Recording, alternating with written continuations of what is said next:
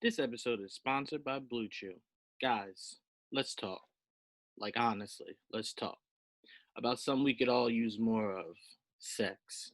Great sex. Now you can increase your performance and that extra confidence in bed. Listen up, BlueChew.com. That's blue, like the color blue. Blue Chew brings you the first chewable with the same FDA-approved active ingredients as Viagra and Cialis. You can take them anytime, day or night, even on a full stomach. And since they're chewable, they work up to twice as fast as a pill. So you can be ready whenever an opportunity arises, which hopefully is often for you. Blue Chew is made in the USA. It's prescribed online by licensed physicians, so you don't have to go to the doctor or wait in line. It's even cheaper than a pharmacy, and they prepare and ship it right to you in a discreet package. No awkwardness. Nobody in your business. And you don't need to leave the house. All right, right now we got a special deal for our listeners. Visit BlueChew.com and get your first shipment free when you use our special promo code GEEK. That's GEEK. Just pay $5 for shipping. Again, that's BLUE Chew.com. Promo code is GEEK. Try it for free. Blue Chew is better, cheaper, faster choice, and we thank them for sponsoring this podcast. And remember, when you support our sponsors, you help make this podcast possible. So please be sure to use our promo code GEEK, GEEK, at BlueChew.com. You won't regret it. Welcome, everyone, to an all-new episode of Geek Vibes Live. To everyone out there who's wondering why we don't do them as often, there's not enough news to really do Geek Vibes Live episodes every week. But when we do them, there's a lot of news that came out. And this episode is exactly that. It is jam-packed with an amazing panel and amazing news topics to break down this week. So let's start it off. I am your host, Juwaan. I am joined by, like I said a few seconds ago, my amazing panel. Starting off with Tia. What's going on, Tia? How's everyone doing tonight? Weather's getting better, and thank God it isn't cold out anymore. That's all I got to say for tonight. Again, like I said in our pre-show, I was born in the South, so I despise summers. I prefer winters. So if I could go into a hole, come back out around October, November, that'd be best for me. But first time I started sweating a few days ago, I was like, oh, nope, hate this. I hate this. Back inside. I didn't even know where it came from. I had an air conditioner on, and I was like, where am I sweating from? But it's gross. I despise it. I love it. By the way, I this is probably going to be embarrassing to say on air. I asked my mom to play one of our episodes because they're into the geek stuff or whatever. And my mom said her friend was like, I never heard when your son came on. When was your son talking? She was like, I think he hosts. I think he was talking to the whole way. And she was like, I thought that was a girl talking at the beginning.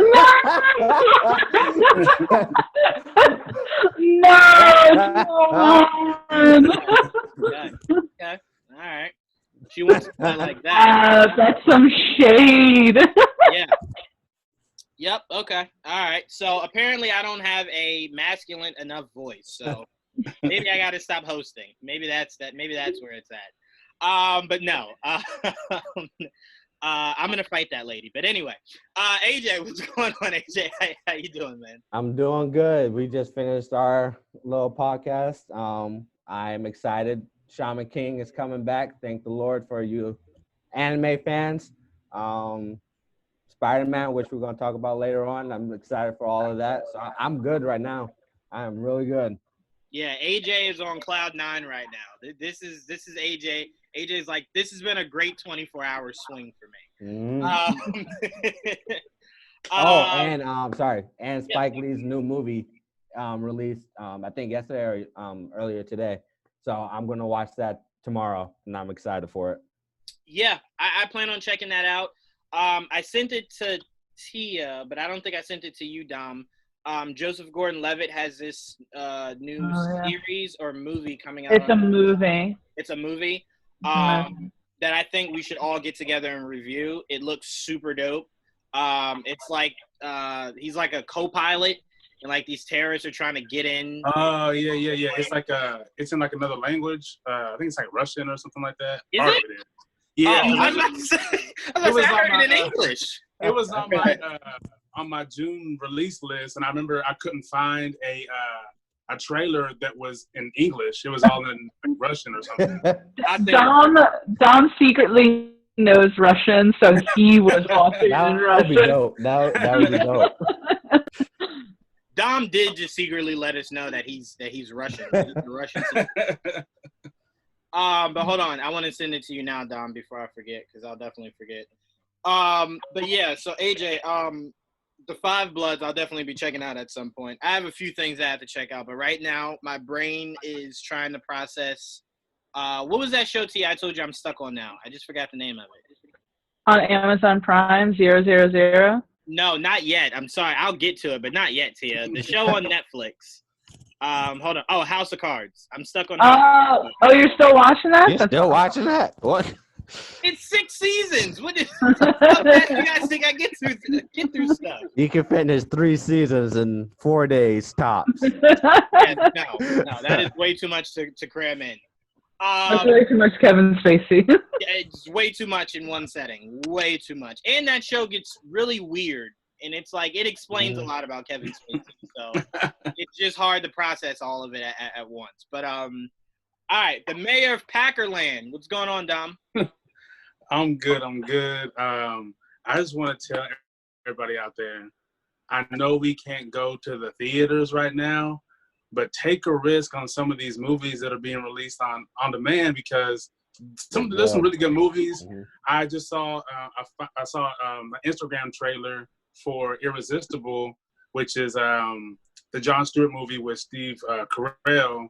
And I was reading the comments, and everyone was like, "Oh my God, they're pushing the agenda." I've seen the movie already. It's not what anybody thinks. I can't really say too much because there's an embargo till like the week of it coming out. But take a risk on some of these movies, because a lot of these movies are worth it. I just watched The Short History of the Long Road, which comes on video on demand next Friday, and it's great. So take a risk on some of these movies. I know it's a little pricey because you can see the $20 or the $15 and you're at home. Invite some people over that you know you ain't gonna get sick from, family or whatever, and watch a good movie, man. Watch Artemis Fowl. Great movie. Incredible movie. All right, well, that's something I put on my list. No, I was joking. Don't watch it. Do not watch it. You're really good at sarcasm, AJ. I did not pick that up at all. No, but Dom makes a great point, man. Everyone's screaming they want movies. Movies have been popping out left and right. No one's just really paying attention to them. There are more movies than box office movies. Like, it's not just Fast and Furious every day. Okay? I love stuff to watch. There's other stuff to watch. Let's open our brains to other kinds of stuff. But definitely keep an eye out for what Dom has been reviewing, and take a look for when the article drops. But definitely pay attention to these movies. I want to see that Russell Crowe movie where he got really fat and he's trying to like kill the lady on the road. I want to check that out so bad. I wish we could get a screener for that, man. I want to see that so bad. Fat Russell Crowe, I'm here for it. And last but definitely not least, definitely just dropped a new episode, if I'm not mistaken, but they called this a movie. What's going on, Dan? Hey, how's it going, everybody? Yeah, we dropped a new, they call this a movie episode on Thursday, yesterday, and Love on the Leash, pretty terrible. Don't give that movie a chance. There are definitely better movies. I just finished listening to you and Mark's breakdown of Justice League, which I keep trying to tell Juwaan to listen to, but he can't stand any blasphemy at all about Batman, so he kind of like refuses. But as soon as I saw the like promo for your new one, I was like, "What abomination movie is this time?" Yeah, What blasphemy? We love Justice League. So I good. tried to tell Juwaan that it felt more like a constructive criticism of how Batman was portrayed, but Juwaan was just not having it at all. Not this day. Nope. Are you telling me there's going to be 4 more hours of it? I can't wait. Kanan, I just want you to know, boy. Dan is saying this, not me, Kanan. Snyder Cole is not me saying this. Dan, this is Tia. This is AJ. Dom hasn't said nothing yet. But I just wanted to I'm be clear. excited for the Three of Justice them. League. I'm not looking forward to. I wish that movie would get delayed for a few more years. It's been delayed for like 5 years already. Give it Yeah, another that's true. 5. Dan's like, it's not long enough. It's not long enough. It's not a complete film. Like, the Snyder Cut doesn't exist, and they already proved that when they went on and on about how it's going to cost $20 to $30 million to finish. I'm like, so you did lie, Zach, by saying that the Snyder Cut exists. He made it sound like he literally had the wheels, or whatever, I forget what they're called, in his home, and they were just ready to premiere. And it's like, no, you just lied to finish your movie. I'm not going to go on a rant, I'm sorry, but We get you know to what see I'm saying. Superman in a black suit. That's great. That's totally Dan, worth it. No. The Snyder Cult is not going to cancel this episode before it even starts, okay? We're not going to get canceled. Are they still going to have, how are they going to fix the terrible CGI? Because if they're not going to give us mustache Henry Cavill, they're still going to have to, do some CGI. So we're still going to have some terrible CGI. I thought they were redoing all of the CGI. That's what I thought. Because when you're asking for as much money as they're getting, you would assume it's to go towards majority of the CGI. Yeah. You would assume so. I don't know. He's just taking that money so that he can go make his next movie. Honestly, I'm trying my best not to think about Justice League. It's out of my head. I don't have a full Justice League right now. I don't want to think about it. It's out of my brain. But Dan, a movie you definitely need to break down and completely bury and then keep digging is Ang Lee's Hulk. That movie needs to be completely doo-dooed on. And then I need continuous runs to just pour all over that movie. Have you done Fantastic Four yet? We haven't done Fantastic Four yet, no. Whoa. AJ, before I fist fight you, which one? Which one? All of them. No! AJ, I will fist fight. I'm getting into one corner with this one, man. I'm gonna fist fight you, AJ. Let's get the show started. All of the Fantastic Fours are terrible. You are a poor judge of movies. You do not talk poorly of Chris Evans, Johnny Storm. Okay? Garbage. No. Garbage. No. I can't. Right. All right. So for anyone that's listening and not watching, clearly we lost AJ. There's somebody that and is talking nonsense. So AJ is gone for this episode. Everybody, sorry to all the AJ fans out there. Anyway, all right, let's get into our topics. We got a lot to talk about. Let's start. Let me pull up my list here. All right, so I want to start off with Tia, you definitely could speak on this if you have anything to add to it, but I want to start with AJ, me and you don't have to add anything else. We just did an entire podcast about it. So I'll start with I actually start with you, Dan. We got the release of the new PS5 along with all some of its specific titles, the Spider-Man,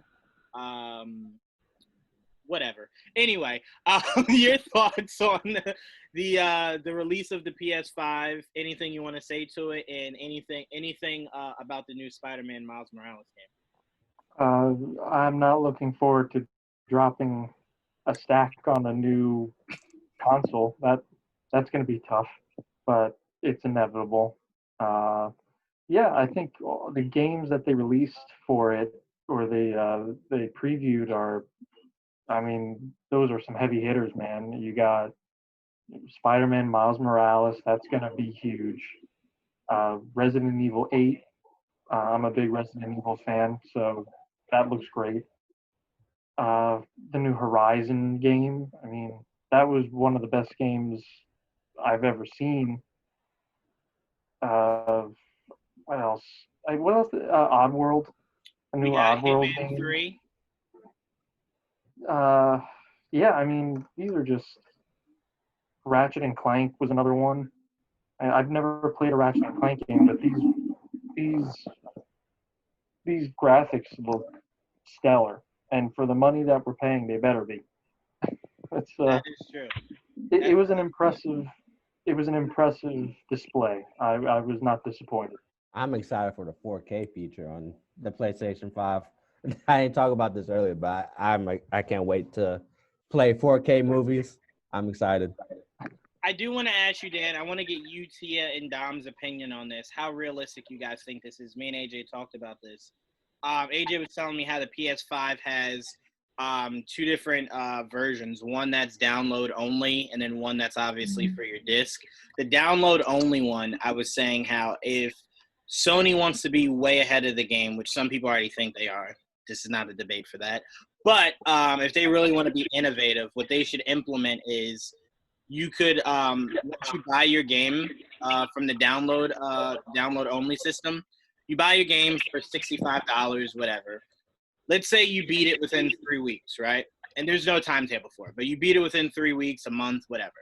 They should have a feature to where it says return, and you push the return button, and you get, let's say if you paid $65, you get around $35 back.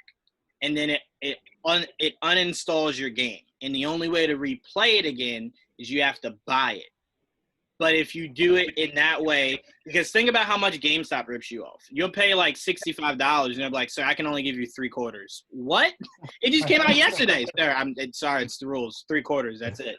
They literally give you $3 back. Yeah, it's like one time the guy was like, "Sir, I can only give you a cigarette." What? It's like, that's all we can afford. And no money. But I feel like if you do that, you incentivize people to where they don't feel as though buying a game is like buying a home. Like once you buy it, you're stuck with it, kind of. You know. And anytime you sell it, it's probably going to be less than what you actually paid for it. But at least in this instance, if you're paying 60 to 65 and you're getting about 30 to 35, which ultimately probably half of that, I think people would feel a little bit more comfortable with that. And if you're Sony, you protect yourself because if they want to play the game again, the only way to do that is to rebuy it. You can't just re-download it. It uninstalls itself. So the save data is still there, but it uninstalls itself. So if you want to play it again, you got to spend another $65 to buy it again. Dan, how realistic do you think that is? It's a tough business model, right? I mean, you have to see how it affects Sony's bottom line and the developers' bottom line, I think. Mm-hmm. Because if I'm assuming it's coming out of Sony's pocket, right? Right. It would legit be because like we know GameStop is the middleman, right? So we know GameStop usually is the one that takes the hits from returns, not necessarily Sony. It doesn't affect their bottom line. It's more so GameStop's. That's why they tell you they can't give you all your money back because they're like, we need this money. Sorry. So to me, the way I think it works is it wouldn't necessarily affect your bottom line, mainly because I think you'll get more people interested in keeping the games than actually returning it, especially because you're not getting back like 45 out of the 65 or 55 out of the 65, because then everybody would play like 4 seconds ago, I don't want it, return it. But if you're getting half, or like AJ was saying, maybe a little less than half, it then kind of makes it like, is it really worth it? Maybe, maybe not. And then I think you'll get more people inclined to keeping it than actually returning it. Do you think maybe you can get a credit towards another game? Like maybe like 10% off the next game if you return a game?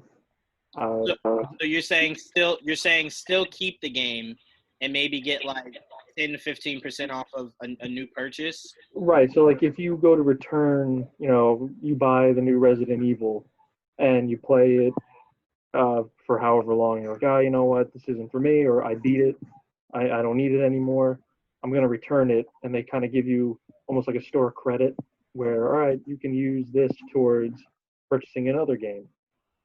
I would say developers developers would. I honestly, if I'm being completely honest with you, I think developers would fight on both of our ideas. But for that, developers would push back because let's say you're a developer and the new Marvel game comes out. What if, let's say, 45 to 50% of people return a game right before yours comes out and they're all getting 10 to 15% off of that new release? That does affect your bottom line because no one's paying full price for it. They're paying 10 to 15% off of it. It doesn't drastically affect it, but if enough people do it, it'll probably start affecting some developers' pockets for their new releases. So, I mean, I don't know. I'd say you can incentivize it like maybe 10 to 15% off of old games. Yeah. And then for brand new games, you actually get your percentage back. Depending on how new it is. I don't know. It's not foolproof, Dan, and this is why me and you don't get paid to make these decisions. But I was just thinking about how if it's download only, once you get it and you're done, you can't say, all right, GameStop, here's my system. Delete the game and give me back my money for it. Like, they're going to say, sir, what? I can't do that.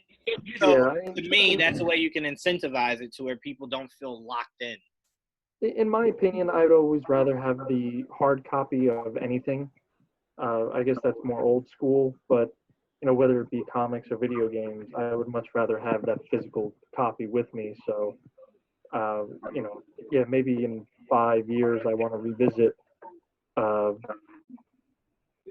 want to revisit the Avengers game, or I want to revisit a fighting game, whatever. It's easier that way, Yeah. And if your PlayStation becomes corrupt and you lose everything, I mean, your entire catalog is gone. Yeah. At least with the physical copy, you could always re-download. That's true. No, that's completely true. I remember one of my biggest regrets was, one, not holding on to my PlayStation 2, and two, not holding on to Vice City. That still to this day I think is the greatest Grand Theft Auto game ever made. I loved Vice City. Dressing my guy up in a nice suit, driving in a Lamborghini or a nice motorcycle, and then when you could get a boat, I was just like, this is great. Most people were like, nah, San Andreas. I was like the loner in the corner, like, what about Vice City? And I was like, shut up. But no, I get you. To me, sometimes physical copies have a sentimental value. And it's something that you can put on a shelf and 30 years from now go back to, rather than it's like, I don't have the same system I had 30 years ago, so it's gone, So I completely agree. I completely agree with you. Dom, I'll go to you next, man. How realistic do you think me and Dan's model scheme or whatever, I don't know what I'm trying to say, sorry. How plausible do you think that is? And was there anything from the PS5 event that stood out to you? No, I think what you guys are talking about is very, I feel like with Sony and with anything that is, a little bit over 50% online based, you have to have a multitude of ideas to kind of bounce around, because we saw when Sony's been hacked before. So now if you have a system to where everything's downloaded to the system, and then you get hacked, and then what do? Is they gonna make a Sony cloud where you back your games up to a cloud if you get hacked and you still? I don't mean, there's so many things that are not. Actually, I think what they'll do, they'll come out with a PlayStation USB drive, and you'll have to pay like $100, and it'll probably be 200 gigabytes, and you'll be able to download your games to your USB drive. So if you do get hacked or something gets wiped, then you'll be able to, backup hard drive. But yeah, I think that a lot of those ideas are very plausible and need to be something, because it does suck if I bought this game, and then take it back to GameStop, and they're like, oh, cool. So, you didn't like it? No, I just beat it in like a day. I thought it'd be harder, but okay, so yeah, here's your $3. Yeah. Can you get me like $3 and like a Funko Pop or something? Dang, y'all already marked Funko Pop. Tell me something. They are ruthless, man. I like that. But no, like I'm not a huge gamer, but this is a system that definitely makes me, you know, my wallet's in my backpack, jumping up and down, like, yo, go ahead and put some money to the side. Because some of these, like Dan was saying, with the graphics itself, it makes anybody want to just try. Even if you're not a gamer, you're like, I kind of want to see what that's about. And I think that's what's going to help them a little bit, because you're going to, especially if they dropped it now or maybe a month from now with everybody being at home, people are going to be like, oh, y'all got no stimulus check? Let me go ahead and get this PS5, and because I would definitely buy one. See, I want to speak to what you just said. That's what my fear is. Let's say it comes out in October. If the world is just now slowly starting to reopen, financially, we won't start to see any progression until next year. Right. Which is why whoever's president next year, they're going to take credit for it, but it'll have nothing to do with them. Next year will be the greatest year financially in U.S. history, because everyone will be like, home, I don't know what that is. I'm going to live outside. So people will just be spending money just to spend money because they have it now. Everything's back to normal. Everyone will be like, it's been forever since I could do this, and this. You'll see vacations at an all-time high. So I'm kind of like, I thought it was weird that they felt comfortable. Xbox also like, nah, we're still going to drop this year. And everyone who couldn't work, that's barely getting unemployment, they don't mind spending almost $1,000 on this system. They're fine. They can do it. I'm like, I don't really think so. And I'm curious how many parents are looking at their kids like, you better not expect nothing for Christmas this year. like Corona stole your Christmas. So just so you know. No, and that's a good point too, because if it is like, say there's, you know, you got a group of 10 people, 3 of them get the system to where the other people can't afford it right now because of, you know, the Rona. I know people that, you know, way back when the PS3 came out, they're working at Walmart stocking, the little trucks come in and they hard press for whatever reason, and stuff disappears off them trucks, you know what I mean? So like, if this thing is that big and you bring it out at a time when people can't afford it and it's not their fault they can't afford it, you might see they disappear off these trucks. Like, so they might want to push it back to when people are more financially stable. Like, to me, I never understand, like, I mean, I guess I kind of get it because it's around Christmas, but I never understood why major systems don't drop around tax season, where people are more inclined to go, yeah, no, I got it, I'll spend it. But I guess they figure around Christmas time, you know, you'll save up or whatever. But to me, logically, I just release it around tax time where people. Those are the 2 biggest seasons where people start to buy most of their stuff, even before Christmas. Even before Christmas, you have Thanksgiving for Black Friday. It's a lot to think about when you're thinking about selling a product. I think Christmas is the easiest solution for that. No, I mean, you're not wrong, but what do majority of people do? They do layaway. I've seen people get their taxes and go to Aruba. Like, so you're more inclined to be less stingy about your tax refund than you are about your everyday check that you're now having to save months on end just to be able to afford it around Christmas. You know, and to me, it's like, you know how many fights are around Black Friday and Christmas and stuff? You know how easy it would be if someone just walked in GameStop after they got their taxes, everybody just relax. Ain't nobody. That would be the same for tax season too, then. Yeah, then if they're not focusing on Christmas or Black Friday. But here's the thing, though. Here's the thing, though. There would be no sale. It would just be the flat rate. So there would be no need to start slitting throats and kicking babies like people usually do. It'd be, hey, it's $600. That's it. There's no sale. There is no buy one Xbox, get a PS5 for free. So I think having that money is their sale, basically. Having that tax free, that is basically the sale. God bless. I went to one Black Friday where I saw a lady just 100% push a child on the ground to get the system that the kid had. And when I saw that, I said, nope, never again. I'll never do this again. No. If that lady didn't care enough about that kid, what would she have done if I had the system in my hand? Would she have gone John Wick on me or something? Probably. People are killing, fighting over a Chick-fil-A sandwich. Not Chick-fil-A sandwich. Popeye? Yeah, Popeye. Yeah. What is this? If anyone's seen Undercover Brother, you understand why people were fighting over those chicken sandwiches. They were doing something to those chicken sandwiches. But all right, Tia, I want to go to you before we move on. Was there anything that oh wait, before I go to you, Tia, I'm sorry, Dom. You didn't say anything about the games. Were there any games that stood out to you?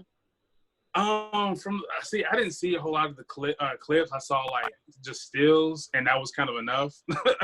So that Miles Morales looked fire, and the like Dan was saying, the Resident Evil, and whatever. There was one like it looked kind of like a God of War type of game. I couldn't tell what it was.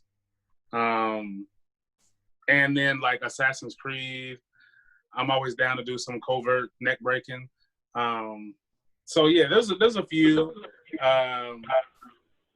This wasn't so expensive. Not the system itself. That's gonna be worth it because it's gonna last a long time. But just dropping $70 on the game and then like it possibly not being good is very disheartening. Which I guess is, helps with YouTube. You watch somebody playing the game and you're like, oh, this game's trash. I don't got to buy it. So I probably, when the game drops, I'll probably wait like a month, let some gameplay, come out on YouTube and then make my decision on whether or not I want to buy it. But there's a couple that are no-brainers. Spider-Man, Resident Evil, those are no-brainers. Yeah, I'm not getting either system for about 3 or 4 months after it comes out. Let all the bugs trickle out, all the issues trickle out. Because what you're not going to do is have me spend, $500-$600, and you try and tell me, hey, just be patient, everyone. We got a few bugs to sort out. It overheats and blows up. Right, a few bugs. Now, where was this bug information when I dropped $600? Like, no one told me about bugs when I dropped $600. But you know what I want to know, though? With all the pandemic going on, how are these being produced? I don't know how many they already have made, but like it's kind of somebody is like having to put their life at risk so we can play some video. I'm pretty sure they do it like a couple years in advance. Yeah, hopefully. Yeah. Yeah, they do have to like test it out and stuff. Dom's just picturing people in hazmat suits.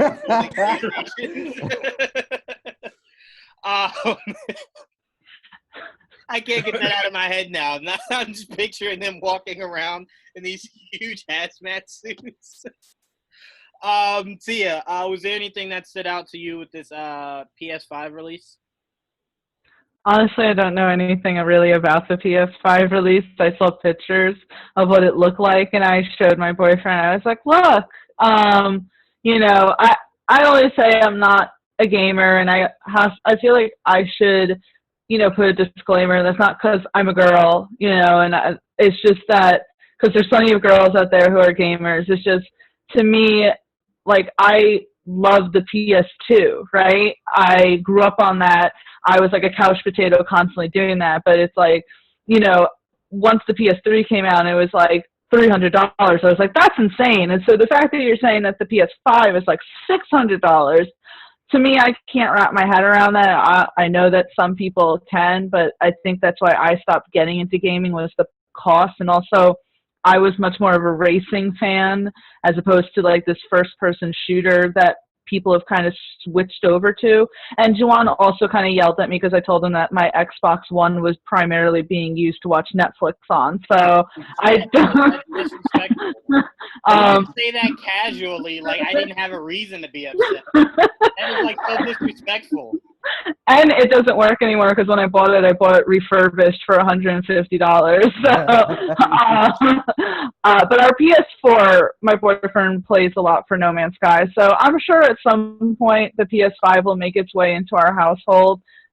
I'm probably going to wait a few years for it to like drop in cost, but I look forward to hearing what you guys think about it because it does look really nice. It does look very nice so far, but day one.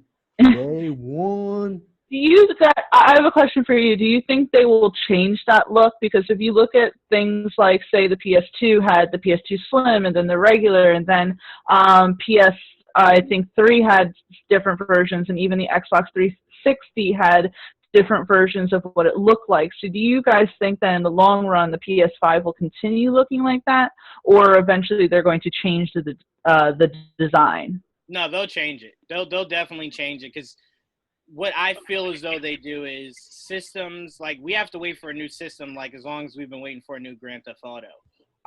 Like, it's feels like almost every decade is when you get a new system. Every 6 years, basically. 6, So 7 years. in between that, I'm sure when they first created the PS5, I'm sure they created alternate looks that between now and, let's say, 5-6 years from now, they'll have something else. I also have another question. I forget if it was PlayStation or if it was Xbox, but didn't one of the companies say that once they release their new one, that's it? They're not going to continue in the console game, or is that something that was like completely like fabricated? Well, I'll say this. If that is true, I still believe that's fabricated. Because all it takes is, like, let's say if PlayStation said that. All it takes is 6 to 7 years from now, Xbox dropping a new Xbox and it being innovative or whatever. It just takes that for PlayStation to go, we're back. It's like, just left. But, we got to put Xbox in their place real quick. So we're going to just create one more, and then hopefully that puts them out of the water. So it's a continuous rivalry that will last forever. The only way I could picture them not making any more consoles is if what they do with these new versions is like the peak of where technology is for like maybe the next 10, 20 years. But I don't see that. Technology is always evolving. It grows so fast. So I will argue. I doubt it. I will argue maybe with the PS4, they might not change the look, like the overall look of it, because we are getting 2 editions of it.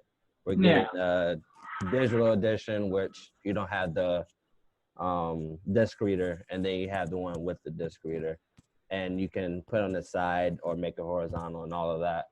So the overall look, like the physical design of it, I don't think will change at all.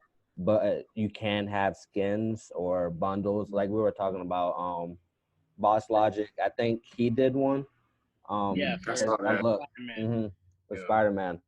So we'll probably have like different skins for the PS5, but I don't think the look of it will change. Now Xbox Series X, I think they will have an overall change in design within like 4 or 5 years. And I also wanted to comment on what Dom was saying, because I thought that he was bringing up a lot of like really good points, just in case, like, what are you going to do with your PlayStation if something kind of goes wrong with it? I like the USB idea, but it reminds me of, again, because I was such a big fan of the PS2. Remember when they had the little things that you had to insert into the PS2 and you could put all your games on that, like something like that? Is that what you like kind of meant, Dom? Yeah, because I feel like there has to be some kind of portable plug and play aspect if you want to do all digital. That way you could take it to someone else's house and plug it in and kind of have your console on their console until you leave and whatnot. But yeah, basically that's the same thing. Okay. All right. Let's move on. Now that we got that done, I want to get angry now and get it out of my system so we can have an enjoyable show for the rest of the show. I want to talk about Batwoman creating a new character to replace Ruby Rose's Kate Kane. Just let me get it out of my system, and then we can move forward. I've been holding this. I've been yelling at Joel. He's like, "Why are you so mad at me?" I'm like, you have to receive it because I can't give it to them. So there's a report that they're instead of recasting Kate Kane, which is Batwoman's character, they're going to create a new character and have that character become Batwoman. And apparently the backstory is Scarecrow kills her parents or her dad, and that's what launches her to become Batwoman. The original report was Kate Kane would die. Then the showrunner came out and said, nah, she's not going to die. We just don't want to disrespect the legacy Ruby Rose built in half of the season, might I add, because Corona stopped the whole finish of the season. We don't want to mess up the legacy she built, so a new report came out and said Kate Kane will disappear, quite like we know, if you watch the show, quite like we know Bruce Wayne did, which leaves the door open for her to come back. I have already told Joelle, if any of this is true, and they're not just recasting Kate Kane, they lost me. I have no interest in watching this show anymore. None. That is the stupidest idea I've ever heard in my life. I told Joelle that would be like, and he said it's not comparable, but I'm like, it really is. That'd be like if they were like, well, Ben's out as Batman. There's no replacing that. We're just going to have Robin be the new Batman. Dick Grayson's our new Batman. What? No. What? Screw Ben. Give me Batman back. Like, give me Bruce Wayne. I don't care that he's gone. This is just heartbreaking because I was one of the main ones celebrating how amazing I thought season 1 of Batwoman was. I thought Ruby did a great job. I thought it was a great cast. I thought it was a great villain that you were setting up to be her version of Joker. I loved everything about it. As soon as I heard Ruby Rose left, I said, all right, I don't like it, but okay. And then I'm like, all right, you'll just recast her. Hopefully the girl from Krypton, Wallace Day, she'd be a perfect Batwoman.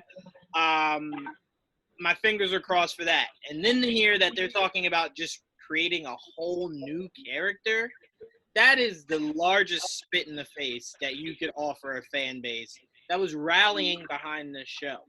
And the thing that made Ruby Rose's casting so special is that she is actually lesbian, quite like Kate Kane. The lady that they're rumoring is going to be replacing Ruby Rose is not lesbian whatsoever. She actually just got married to a guy, like, I think a few months ago. So I'm like, the representation is now even gone. So I don't know. I hate a lot about it. Hate everything about it. Won't be watching it next season. I will only be turning the CW to watch Flash, and that's a maybe at that. So I might. Joelle said I'm going to end up joining AJ's hating CW club, and I might. I just might see if I can get my fan club card, AJ from his haters club, and join it. I might be joining it next season, but Tia, I want to start with you. I don't know if you watched Batwoman at all.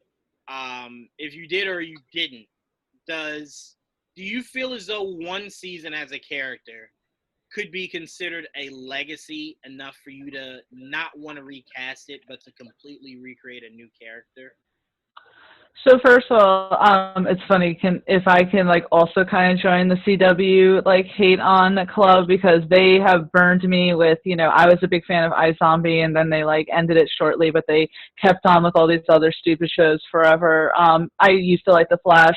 I don't know if we're going to talk about other Flash news later in this, so I'll reserve any comments in case we talk about that, because if you're a fan of The Flash, Juwaan, you know that someone got fired from it recently. But as far as Ruby Rose, yeah, so before I answer your question, to me, it's actually, all right, I'm going to answer your question. It's ridiculous. I have not watched Batwoman. I was planning to eventually, but I just didn't get around to it. I think that it's crazy to say that you don't want to disrespect her legacy. It's one season. I actually wrote an article about, like, this wouldn't, if they did it right, this wouldn't be the end all for them. Spartacus, lost their lead actor, and they got someone else to play him. And as far as I knew people who were fans. Yeah, I was going to say, I have friends who are fans of it, and, they got over it quite quickly. And you could have done the same thing with Batwoman. When I first heard that they were going to, first of all, your example, Juwaan, at least if they brought in Dick Grayson, he would have already been an established character to play Batman, but they're not even bringing in an established character in the DC universe. They're just making one up, which is so lazy and not even... Sorry, go ahead. No, I just want to add something really quickly. Me and Joelle said this. We said, if you're getting rid of Batwoman, right? Mm-hmm. wouldn't you logically go the best replacement for Batwoman would be Batgirl? I thought about that. At least you can still have someone in the Bat family, right? Right. When I heard that they were going to make an entirely new character up, I didn't read the article first. I just saw the headline and then I read the article. But at first I was like, are they not even going to make the main character gay? Because then that would be really like such a huge spit in the face. But I think they did say that they are going to make the character gay. But still, if it's like they had such an opportunity with Batwoman to have really big representation. That is huge to have on the CW, a, you know, lesbian-led superhero show played by an actual freaking lesbian. And then for you to just say, now we're going to completely make up a new character makes no sense to me whatsoever. You just can recast and move on with your life. It's, I think, a lot easier to simply recast and have the whole cast around just assume, you know, not even make a big deal out of it, as opposed to now introducing a new character. You know what this is, guys? It's 2.5 Men all together. I was thinking the same thing. Yeah. And it doesn't remind you, it's like, instead of like having recasted Charlie Sheen or ending the show, it's like they were like, let's just get Ashton Kutcher. And it was like the most awful 2 or 3 seasons ever. Yeah. And this is what they're doing now with Batwoman. They expect us to actually care that they're making up a new character. Comic book fans aren't going to like this. They're not going to sit there and watch a whole entire show about someone who is completely made up. It's just, I dislike it very much, and it puts me off of Batwoman. It puts me off of really ever wanting to go and really watching the first season. And I want to know if you and Dom remember this. You guys remember when we were breaking down her leaving? Remember how I said there's more to this? Like, yeah, all of it. It's not just the scheduling and no, and she came out with something on Instagram saying those who know. Right. And it's like, okay, something happened. A lot of people like to chalk up a lot of what I say as, oh, he's just really crazy, and usually you're right. But to me, I could smell BS from a mile away. And the fact that she was so excited to be Batwoman. Something was happening behind the scenes that obviously she just didn't agree with. Because you're not going to tell me that you didn't know you had to shoot long nights. What is that? That's like becoming a doctor and going, oh, wait, you want me to perform surgery? Oh, no, I didn't know how to do that. What are you going to do? I thought I would just walk in the room and say, you're sick or you're not sick. What? Why would you think that's what you're going to do? So to me, I knew something was fishy about it. I didn't know what specifically. I still don't. But I knew something was off about that. And this is just very unfortunate. Like, and what's crazy is, Tia, before this news came out, I was actually on HBO Max rewatching season 1 because I loved it so much. And then when I heard this, I said, nope. I even took it out of my list of favorites. Said, nope, don't even remind me that it's on here. Get rid of it. I didn't want to see it. Get rid of it. Dom, I'll go to you next, man. What are your thoughts on this, man? A whole new character? Come on, Dom. It seems very it seems kind of lazy. It just seems like it almost seems like this was the plan all along, and there was maybe some kind of conspiring against her, and that is what forced her to leave on her own terms, because she had heard or caught wind of what was going on, and this was the turn the whole time. It doesn't hit the ear right. Even just reading it, like, wow, what? Like, the whole show is about this person, right? And then you're like, problem. Nah, we'll just put in somebody who, it don't matter. We'll put a cape on them and put a bat there. It is what it is. Yeah, it doesn't make any sense. It's very, and I didn't watch the show, but like it felt like 2.5 Men, same thing. Like, oh, Charlie Sheen, and then like he got hit by a train. What? Out of all the things y'all could have done, he got hit by a train. What the hell? Yeah, that's ridiculous. So Well, I think if we don't hear, the news before the new season, we'll know depending on how they make her disappear or die or something, whether or not it was more of a conspiring thing or just they parted ways. If they do her dirty and write her off in some weird way, like Batwoman falls off a building to her death, I'm like, what? She's Batwoman. How she fall to her death? Yeah, it doesn't make any sense. It really doesn't. Even the showrunners' response to the news, she was even saying how they were tossing around just recasting, and Greg Berlanti was like, nah, don't even recast, just whole new character. I'm like, whoa, hold on. Because if there's one producer I value more than any TV producer, it's Greg Berlanti. The guy's been behind so many. I didn't even know Greg Berlanti was an executive producer on the show You on Netflix. He's just behind. Yeah, Greg Berlanti has his name on so many great things we would have never known. So I'm like, Greg Berlanti is someone I look up to, and I value what he does because he has his name on so many great things you would have never guessed Greg Berlanti did. So I'm looking at it and I'm kind of just like, a whole new character? What? Like, come on. I'm sorry. Does that mean they're going to scrap everything? Are they going to scrap the whole first season, essentially? I don't know what the story arc was, but I would assume there's some... There's a way you could do it and not have to scrap the first season. There is a way you can do it. They could do it and it would work. My issue isn't about it working or not. It could easily work. My problem is that it's not Kate Kane. You gave me a whole season 1 about Kate Kane. I'm invested now, and now there's no Kate Kane. What do I care? Like, Kate Kane was the cousin of Bruce Wayne, and you're now starting to implement the idea of Bruce Wayne possibly popping in. Now that means nothing because his cousin's gone. So I'm like, what? That doesn't make any sense. That's why I said, and Tia, you were alluding to this, Barbara Gordon makes perfect sense because Barbara Gordon would be somebody Bruce Wayne would have trusted before he left. Lucius would have known Barbara, therefore Lucius's son would have known Barbara. So if Barbara pops up in the Batcave, it's not like we got to wait now 6 episodes for his character to be comfortable with her being in the Batcave.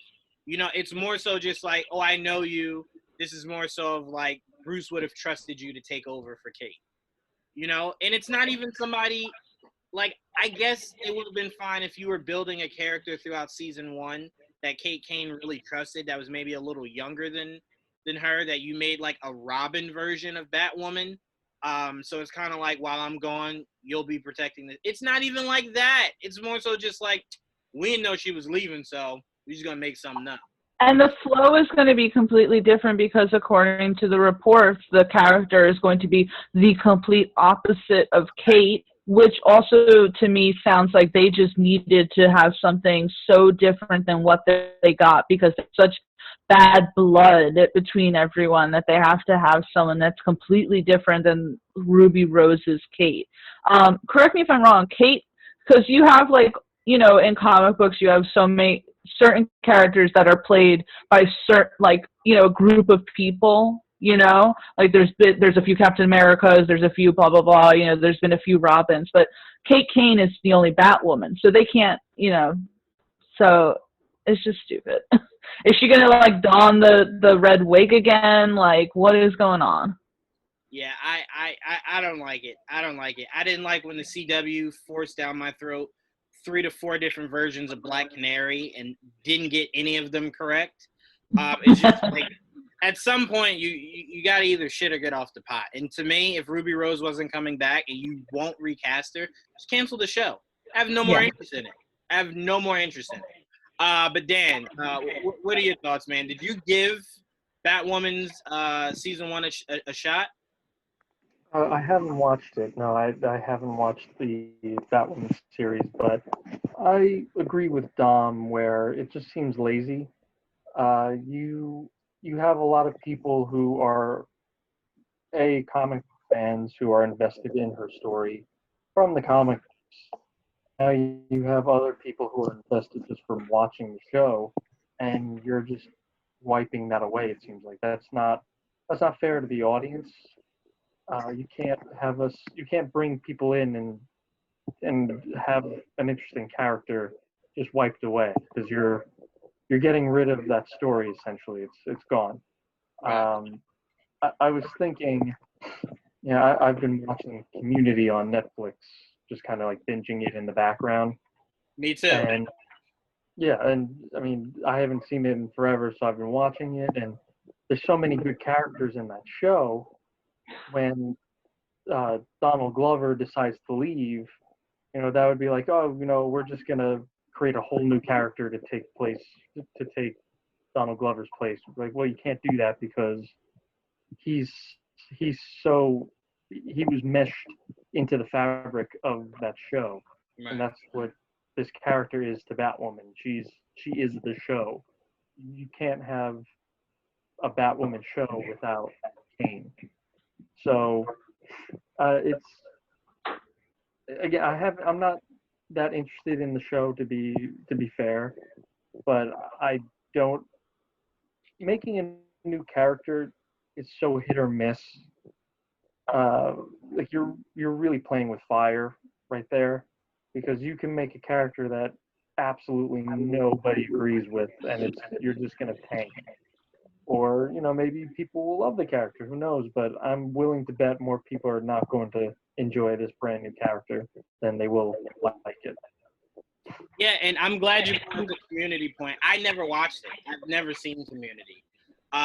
So I binge watched it maybe a few weeks ago, and I remember when you got to when Troy was leaving. When I got up to that episode, I had Googled it to see if like maybe he comes back or something. And when they were like, no, he's gone, I didn't even finish the rest of the series. I had no interest. Like I think I maybe watched the very next episode after he was gone, and not hearing Troy and Abed in the morning, not hearing that, and knowing that I wouldn't hear it again, I was like, nah, I'm not really interested. I'm not really interested. But we see it so often done. I don't know if any of you watched the show New Girl, when Damon Wayans Jr., who played Coach, he was only in that first episode, and then they brought in another black dude. And I was like, wait, did they recast Coach? But no, it was a whole new character. But they didn't, like, Coach wasn't gone. He just wanted to go do another show, and then he came back later on in the series. So sure, could that happen? Yeah, but then at that point, if I become invested in this new character, and now it's like, all right, well, Kate Kane's back now for good. No. No. They even did that. They did that with Game of Thrones. Dario Naharis. They had the one guy play him for an episode or two, and then they totally recasted him, and it wound up working the show's benefit. Right. But can you imagine they introduced this guy, and he's now Daenerys' love interest, and then they completely get rid of him and bring someone else in. And we're like, well, wait a minute, where did that come from? Why? What happened to the other guy? Exactly. And you never know. That's the problem. You never know. Right. Yeah. It's he was in a few episodes. He was in a few episodes actually. Before the new guy came in and stuff. That was very weird. I remember when that happened. But then again, they had 3 mountains. That's true. Yeah. That is true. Yeah, I mean, but the thing is, they always kept those characters. They never got rid of them and like, oh, now this is the Hound's brother. What? But see, where you can get away with that in Game of Thrones is the focus is on so many different characters. There is not one focus in that entire show. Everyone's a focus. In Batwoman, the show's called Batwoman, which means that's your focus. So if you're telling me, oh, no, the Batwoman you saw last year, nah, we got a whole new girl. Wait, what? What do you mean? It takes away from the whole purpose of what you just set up. So no interest for me. But AJ, you know as well as I do, there are so many female characters in the Batman world you could have used. Why create a whole new character? There's Spoiler out there, AJ. We could have had Spoiler, man. Why would you just create an all-new character to be Batwoman when there's so many other female characters you could have used? Hell, AJ, I would have taken Katana. I would have taken you calling the show Katana now rather than you creating a whole new character just to excuse you still having that show on air. But what are your thoughts, AJ? I'm just gonna make this short and simple. Just cancel the whole Arrowverse, please and thank you. Oh no! See, you go too far. You go too far, AJ. Listen. Cancel the Arrowverse. Focus all those characters going to HBO Max. That way, we can actually get quality shows that don't repeat the same topic over and over again after every other season. I'm just over the Arrowverse as is. I never cared about the Batwoman show because I already knew it was going to be bad, and I watched the first 2 episodes and I thought they were bad. So I just don't like it. So I don't really care about this news. It's whatever. That wasn't even objective, AJ. You said you knew the show was gonna be bad, and then watched the first. And it was bad, and it ended up bad. I tried. You went in thinking it was gonna be bad. I gave it a chance, and it was still bad. All right, so clearly we lost AJ again. He lost his connection. He's no Arrowverse is show. Terrible, but okay. AJ, I swear, it's like you and maybe 2 other people that feel that. Now, to be fair, we're right. No, you're not right. Arrow was fine. It ended a season, maybe. Arrow got bad after the 3rd season. Flash got bad after the 3rd season. I would then argue you didn't watch Arrow after those 2 middle seasons, because when it came back with Prometheus is when it started to catch. Regardless, there's too much filler in all these shows. Too many fillers. Oh yeah, for sure. Yeah. I can't. My brain doesn't just keep doing fillers. No, I can't do that. Cannot. I don't necessarily disagree. Me and Joel have been saying it for the longest. These shows should only be about 13 episodes. You making them 22 every year means there's a good point between when it first airs in October and when it ends in May. There's a good month I could just not watch it and come back and I didn't miss anything. Like, I legit missed nothing. Like, I left in November with Barry and Iris arguing. I come back in January. They're still arguing. I didn't really miss anything. I didn't really miss anything. Nothing progresses in these shows. It's very they progress and then they degress. It's very much what is that? It's very much run like a soap opera. I won't disagree with it. It's very much a comic book superhero station, but whatever.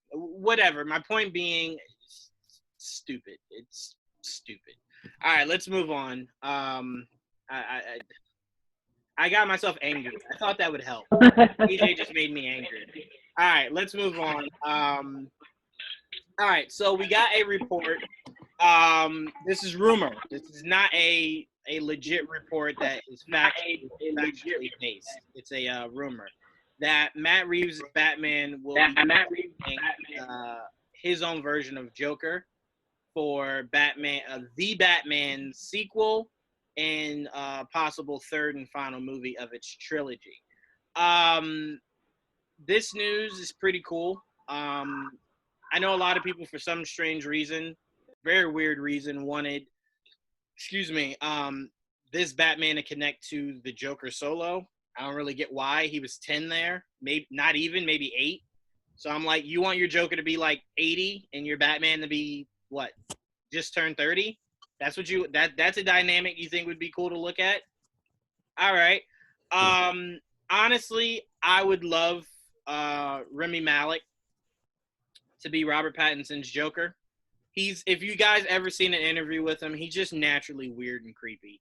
And that's not to take a shot at you, Remy. That's your personality. And I love it. It's just very Joker-esque. Like, if someone came out tomorrow and was like, no, Remy just killed like 6 people in the hospital, I'd be like, no, I believe it. Rami Malek, the guy that played Freddie Mercury? Yeah, no. Have you seen his face? I believe it. I believe that. But to me, I'm completely fine with them adapting a new Joker. I'm okay with saying goodbye to Jared Leto's Joker, as much as it will pain me. And I'm completely okay with never seeing Phoenix's Joker again. I'm completely okay with those 2 scenarios. Made my peace with it. Saw Suicide Squad again. Cried a little bit and then got over it. The Joker solo is way too emotional to watch again. I'll probably never go back to that movie. But yeah, creating a whole new Joker, I tell people all the time, if you've ever read Batman comics, the Joker is never the same. There's just so many different versions of Joker. So to me, I would personally love the Joker from Endgame that could remove his skin from his face. I would love that kind of Joker. That Joker was very psychotic. So I would prefer that for the next Joker, especially if Reeves is building such a dark world with what he's doing. Give me that Joker in a heartbeat. Just seeing how that would play out with him taking his flesh and stapling it to his face. I'm getting chills. I love it. But yeah, so I mean, I'm completely fine with this. The rumor did not say whether or not he would be a main villain, or if he would be more par for the course in the movie, just showing a whole bunch of villains. But Dan, I want to start with you. What are your thoughts, man, on the idea of Matt Reeves introducing his own version of Joker?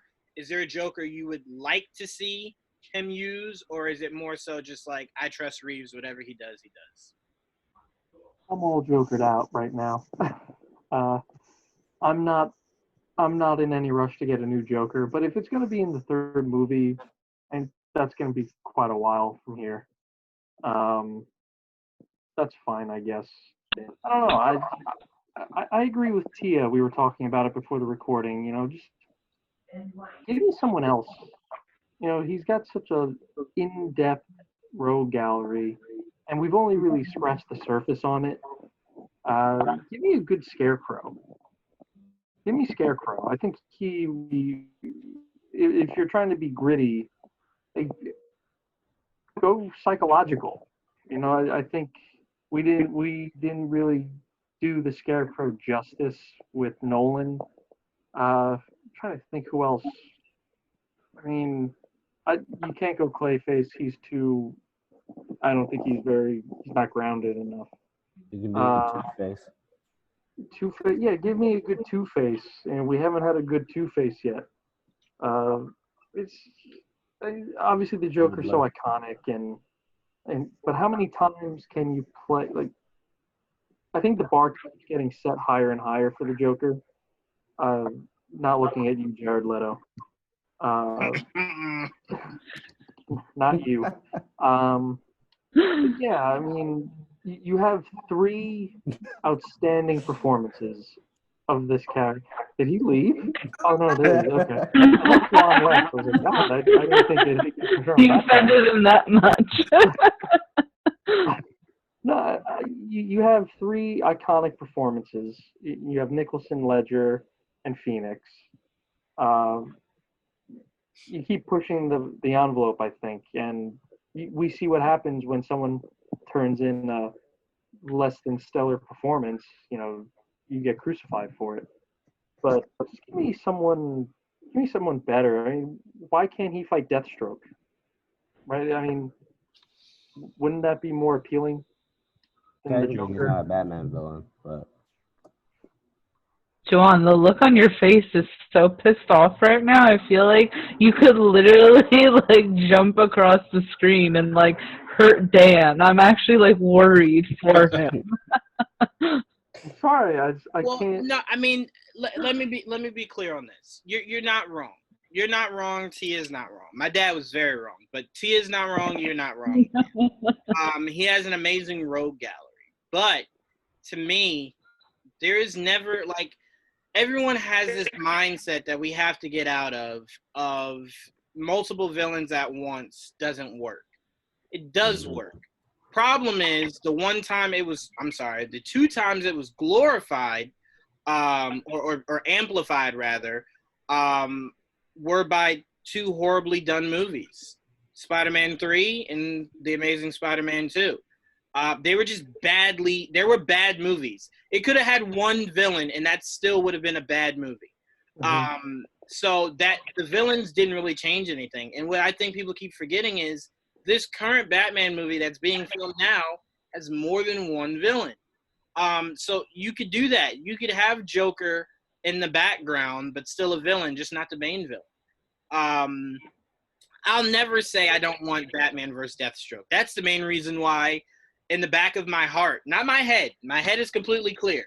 In the back of my heart, I'm holding out for Ben to just call up AT&T one day and just go, you know what? I'll do that movie for you guys. I'll do it, and I'll have me versus Deathstroke. Me versus Joe Manganiello. Part of me will always want that. But you're right. There's Bane. There's Mr. Freeze. There's Killer Croc. There's Man-Bat. There's Azrael that you could use as a villain turn ally.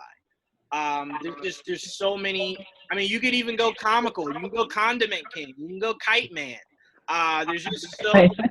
I was thinking of going with the ventriloquist. You know, you have ventriloquist. Absolutely, do a gangster movie. Absolutely. Exactly. Yeah, you have a gangster movie. There's so many different ways you go, but as me and Joel were talking to each other, I would never. The reason why I won't say I could ever necessarily be jokered out is because it's like, picture if you're playing Uno with somebody, right? And they take all the draw 4 cards out. That's your trump card. That's the one card you look forward to every Uno game. And you would never want to limit someone's hand. So if every director that directs a Batman movie wants to use the Joker, I don't blame them. It's the best character to use. And everyone feels as though they could do a better version than the last, or a different version than the last. So to me, if Matt Reeves thinks he can do something innovative with the Joker, by all means do it. I mean, we just saw Todd Phillips completely drastically change how we know Joker to be. Ledger went more anarchy than chaos. Jack Nicholson's was more mobster than anything. Jared Leto is modern day douchebag. So I'm like, everyone found a unique way to create their Joker. So to me, by all means, you want to use Joker? Let's see what Matt Reeves can do. But I'll never disagree with you guys that I want to see Mr. Freeze. I want to see a racially accurate Bane. I would love that. Thank you. Please. Thank you. And have him go from somewhat brolic to very massive. You could do that. And again, it's a comic book movie.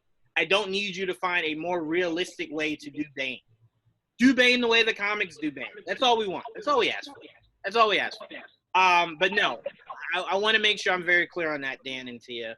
Neither one of you guys are wrong. I completely agree. I'm just saying I will never be mad if we have a Batman movie every 10 years and each one wants to use the Joker.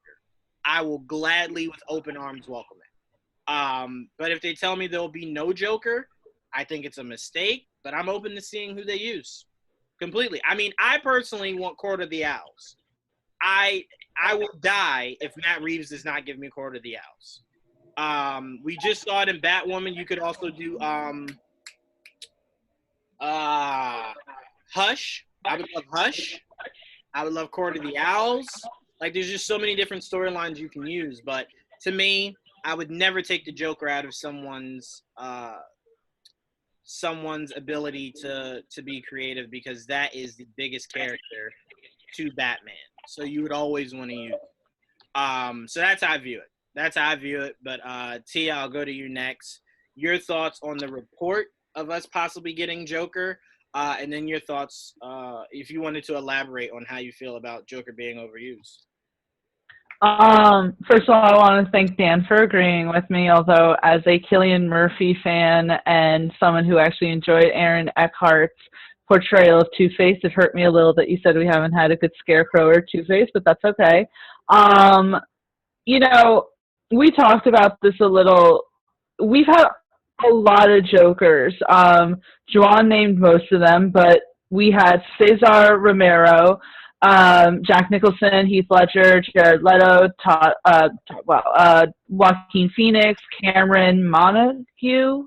I forget how I say his last name. So, you know, you've had a lot of different Jokers, and it seems like, and now it seems like as if that is how you promote your Batman almost, although, you know, I know that I'm going to get attacked for that, saying Batman is, enough to draw crowds in. But with these superhero movies and these comic book movies, it's the villains that really, I think, get you excited, at least for me. And the Joker is a way of being like, okay, come on, guys, especially in this in this moment that we're in where the Snyder Cut is so being revisited and people are becoming so enticed by now this new version of the Justice League, and people reminiscing about Ben Affleck as Batman and Zack Snyder's vision for Batman, that it almost seems like a ploy to be like, remember, Matt Reeves is still doing his version of Batman. Guess what? We're going to have Joker in it. And, a Joker that's much better than the Jared Leto version and different than the Joaquin Phoenix Joker. And it's like, let's just concentrate on the other villains that Batman has. I mean, Juwaan just named off like 20 of them. He has so many other villains that I think we should introduce to the world, introduce to those who aren't as big as comic book fans and they just like to watch the movies. I am more interested in that. I don't really necessarily want to hear about Joker right now. Let it breathe. It used to be one of those things where when someone was announced playing Joker, it was like this huge thing, like, oh my God, someone's stepping into this role of this very complex character. Now it's just kind of like, anyone is going to be able to play Joker, who cares? But to me, and it also feels Nolan-ish, honestly. I was mentioning this beforehand, you're going to have the first movie with different villains, and you're going to tease him or introduce him in the first movie, and then you're going to have him as a main center point in the second one, and then even the third one, which would have been Christopher Nolan's plan if unfortunately Heath Ledger hadn't passed away. So I'm just saying, like, right now I don't really care, and I like the Joker. I actually love all versions of the Joker, even Jared Leto's version.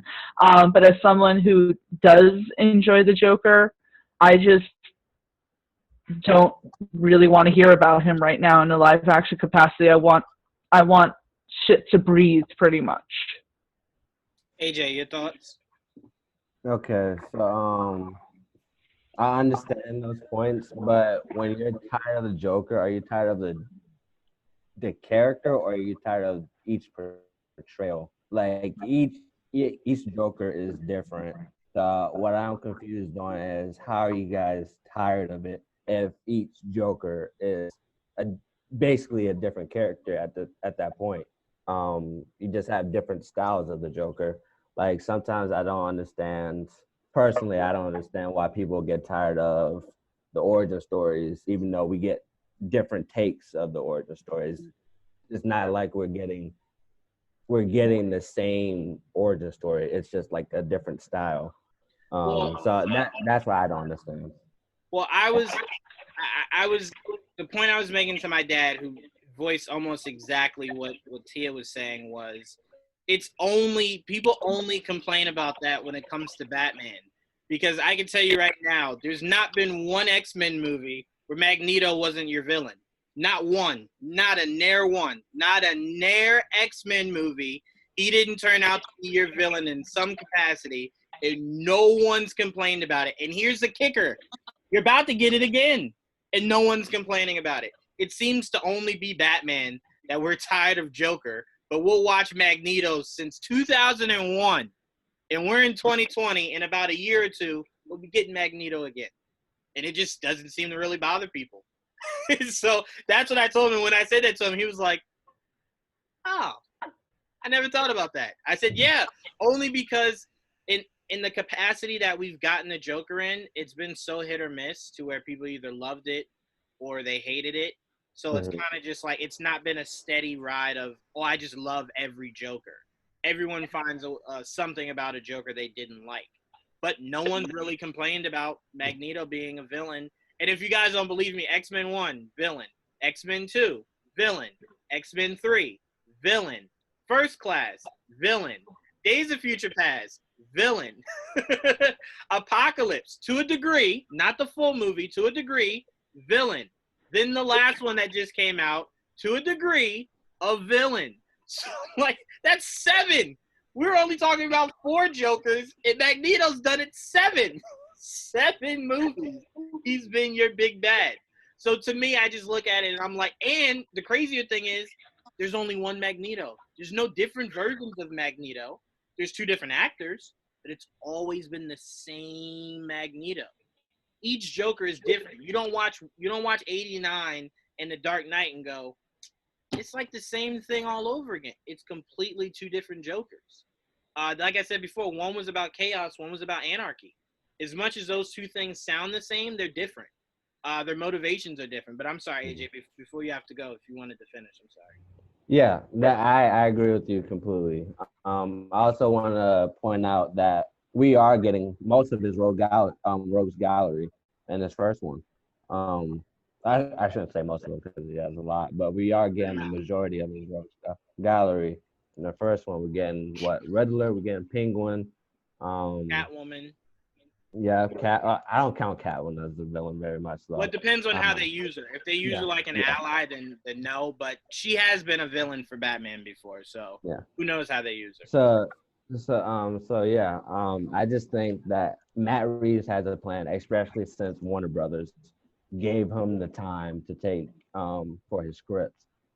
So they obviously let him have his creative freedom. So right now, I wouldn't count the Joker out or any of Batman's villains out right now, or complain about the amount of villains, because Matt Reeves does have the creative control on that part. Now it's up to him to make it good, and I do have very high hopes for him to make it great. Good as the Dark Knight, hopefully. I'm really up there with the Batman right now. So I have high hopes for this, and I won't complain right now since Matt Reeves has the creative decision. Warner Brothers seems right now like they're just basically leaving him alone. So I have no complaints. Yeah. Unless in a few years we get the call to action of the Reeves cut. Yeah, exactly. That's true. But I will say, if you actually break it down, we've only ever seen Batman face off against the Joker twice. Only twice. When? 89 and The Dark Knight. That was it. Leto's Joker didn't face off against Batman. Phoenix's Joker didn't face off against Batman. Gotham, they never actually showed Joker and Batman fighting. They showed Batman as a shadow and like throwing a batarang in Joker's hand, but that was literally the extent of it. They were building up Bruce Wayne before he became Batman versus Jerome. So like that whole thing was very weird. So really, honestly, we've only seen Batman face off against Joker twice. And I would say it's a long leap between 89 and 2008. So I think we're due for an actual Batman versus Joker in whatever capacity we get it in. But I think we're just tired of hearing the name Joker. But if you look underneath that, we have not seen Batman versus Joker that often. I mean, if anyone is a fan of the original Superman movies, they legit rotated two villains. Lex Luthor, Zod. Lex Luthor, Zod. Lex Luthor, Zod. What did we get modern day? Lex Luthor, Zod. Lex Luthor, Zod. So I'm like, again, no one really complains about that either. So I just feel like once this comes out, we get the first one, we get a feel of what the universe will be like. We get the second one. Whoever they decide to cast, I do believe once we revisit it and we have our breakdown of the second movie with the Joker, I believe everyone will be saying, I didn't mind the Joker. It was pretty good. It was pretty good. I enjoyed it. So to me, I do want to bring up that point. Before the Joker was released, everyone, and I mean everyone, was like, I don't want this Joker movie at all. No one asked for this. Why are they doing a Joker movie without Batman? Almost, I can't say everyone because I wasn't included in that, but the majority of people were hating on this movie so much because Batman wasn't in it. But the moment it released, everybody started like, oh, this is one of the greatest origins of superhero or supervillain movies right now. The movie is just incredible. People are comparing it to Martin Scorsese's movies. So all I'm saying is don't jump to conclusions before you even watch the trailer or watch the movie, because you might be casted. Yeah. And there is a very real possibility this report isn't even true. We didn't hear this from Matt Reeves. I'm not trying to dispel the people that actually broke the rumor. I'm just saying it's not factual, you know? So no need to get built up either way, whether you're defending it or tearing it down. We don't know where to work from. It's not official. But Dom, to round this out, man, of this topic, man, your thoughts on the rumor, and do you have Joker fatigue? I'm almost to the point of there's almost no Batman without Joker, in the sense that I feel like they're kind of like this yin and yang, like it almost seems like a motivation for Batman, and also the reason why Joker gets up in the morning is to mess with Batman. So it kind of feels like he's necessary in some capacity, whether it's big or small. However, I do want to see Todd Phillips and Todd McFarlane do the Batman Who Laughs? Is that what it is? I think so. Yeah. Because I picked it up not too long ago, and just the look of it, I was like, yes. Because people have increasingly got more comfortable with a darker comic book type movies. So if I can get one with like the Batman Who Laughs, and it's kind of more kind of gruesome and whatnot, like that's what I want to see. Or you get like Todd Phillips or hell, you can get Matt Reeves and Robert Rodriguez, and I need to see like it's still to where it still looks comic booky, but then also kind of over the top to where you're like, oh, shit. All right. So I do want to see like I want to see Batman get to like the darker stuff. But yeah, I'm okay with the Joker. As long as the person does good, and it's just big shoes to fill. But yeah, it can be done and done well. But yeah, I don't necessarily think it's an issue for me.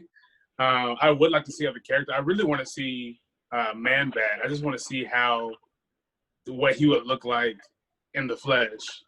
You saw glints of it in BVS. Remember, that's what popped out of the. Yeah.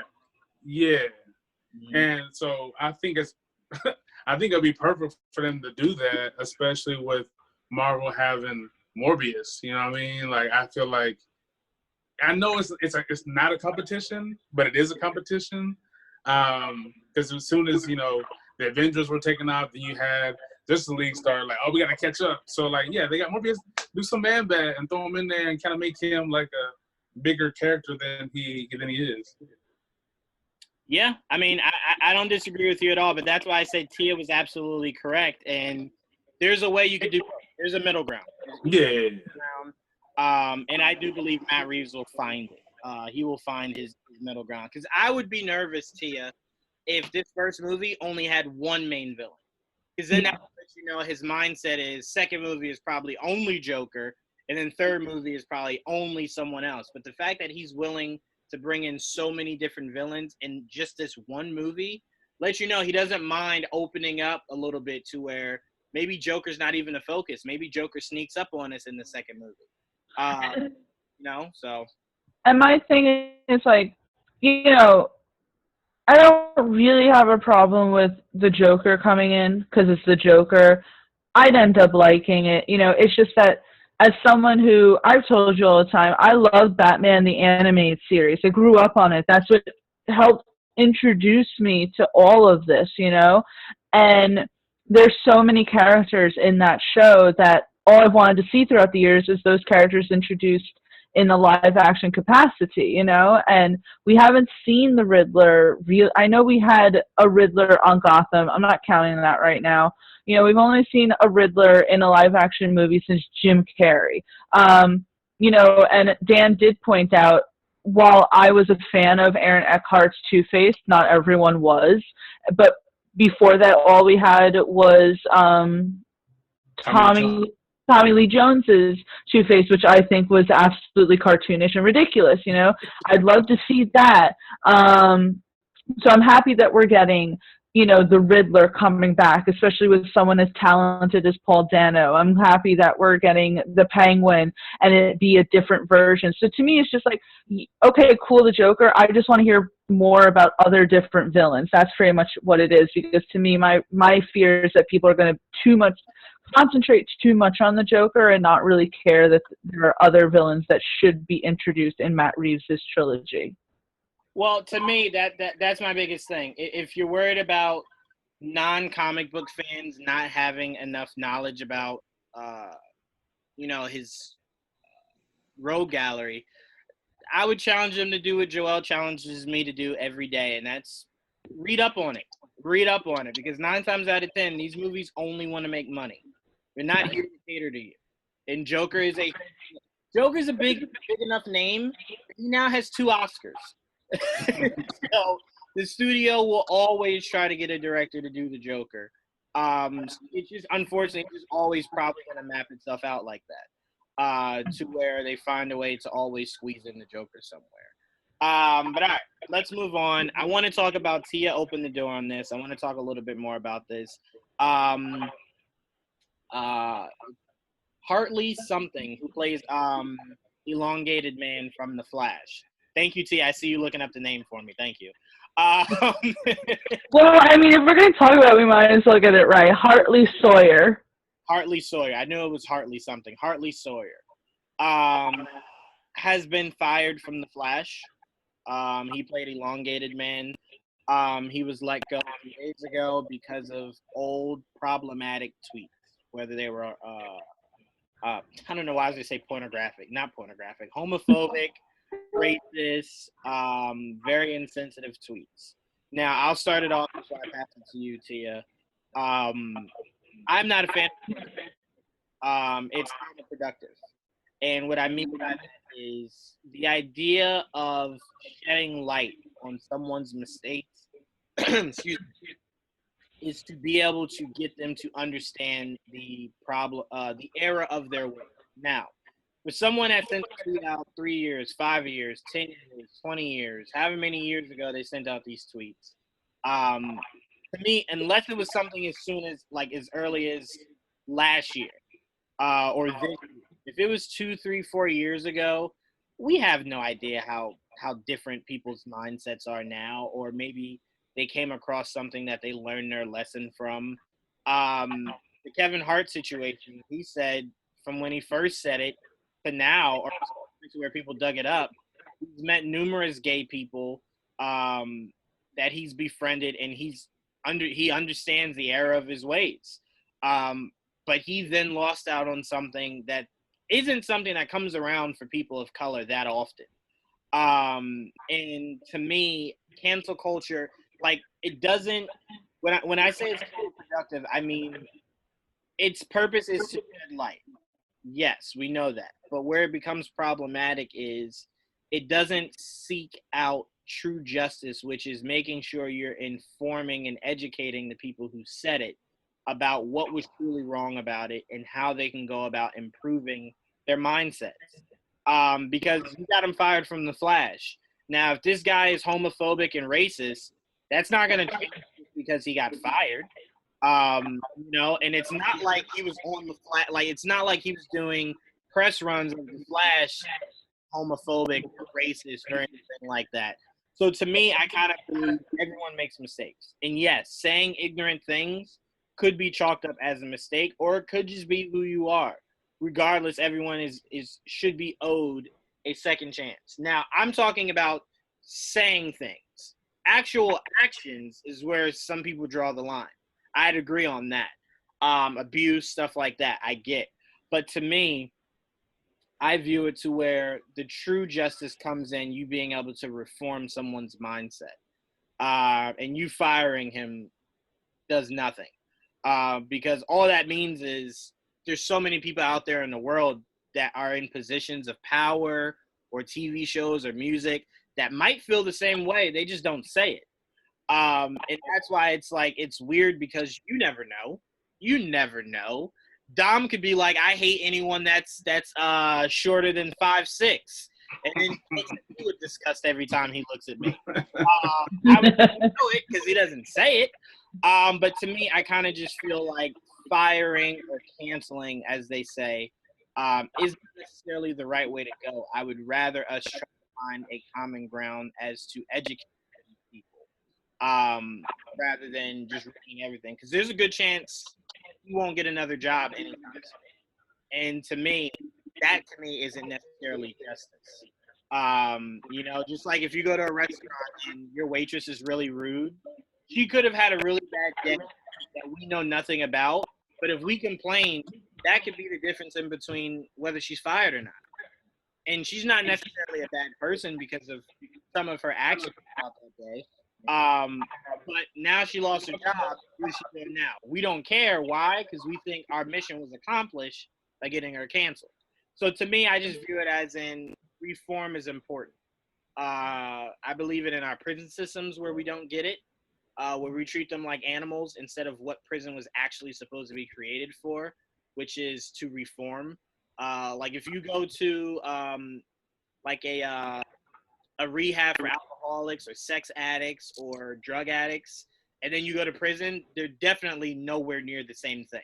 And that's why it's easier for someone addicted to drugs, sex, or booze to be reformed, because it's run more like therapy for you to reform them rather than, oh, you drink alcohol, you're a monster. We're not going to feed you real food. You'll get slop today. What does that help? So that's how I view it. Sorry, pretty long. I apologize, Tia, and but I'll pass it off to you for your thoughts on the Sawyer incident and him being let go from the Flash because of his past tweets. Well, first, I think that you really did a very good job in summing up a lot behind cancel culture. You're completely correct how we expect to educate people if we simply punish. I will say right now, as someone who is and grew up in a Catholic household, you know, you are taught some things growing up that you quickly find out are completely wrong and different. When you get out into the actual world, you know, your family even you know, I've seen my family transform their thinking throughout the years because you get educated, and there's nothing wrong with that at all. But if you went by maybe things from the, you know, thinking mentality of years and years and years ago, it's going to be different, you know, but people learn and people get educated. That being said, I do disagree a little with the Kevin Hart situation just because I really disliked his stand-up where he talked about killing a gay son. I really disliked his interrupting of Lil Nas X, but even he has the capacity to change. And if you're saying that he went on and talked about him learning, that's fantastic. I'm getting to the Sawyer thing really quick. I'm just trying to sum up my thinking here. Is like say with the James Gunn thing, right? When he first got fired, I thought it was absolutely ridiculous because his tweets were from 10 years ago. I looked at the tweets, and I'm 30, for anyone who's my age, 10 years ago or more, people loved the whole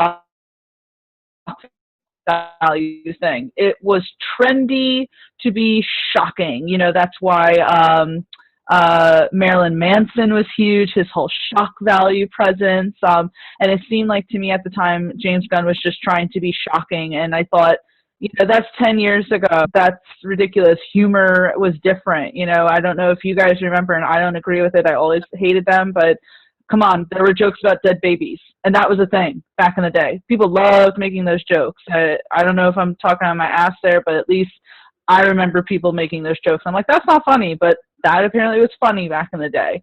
Anyway, to the Sawyer thing,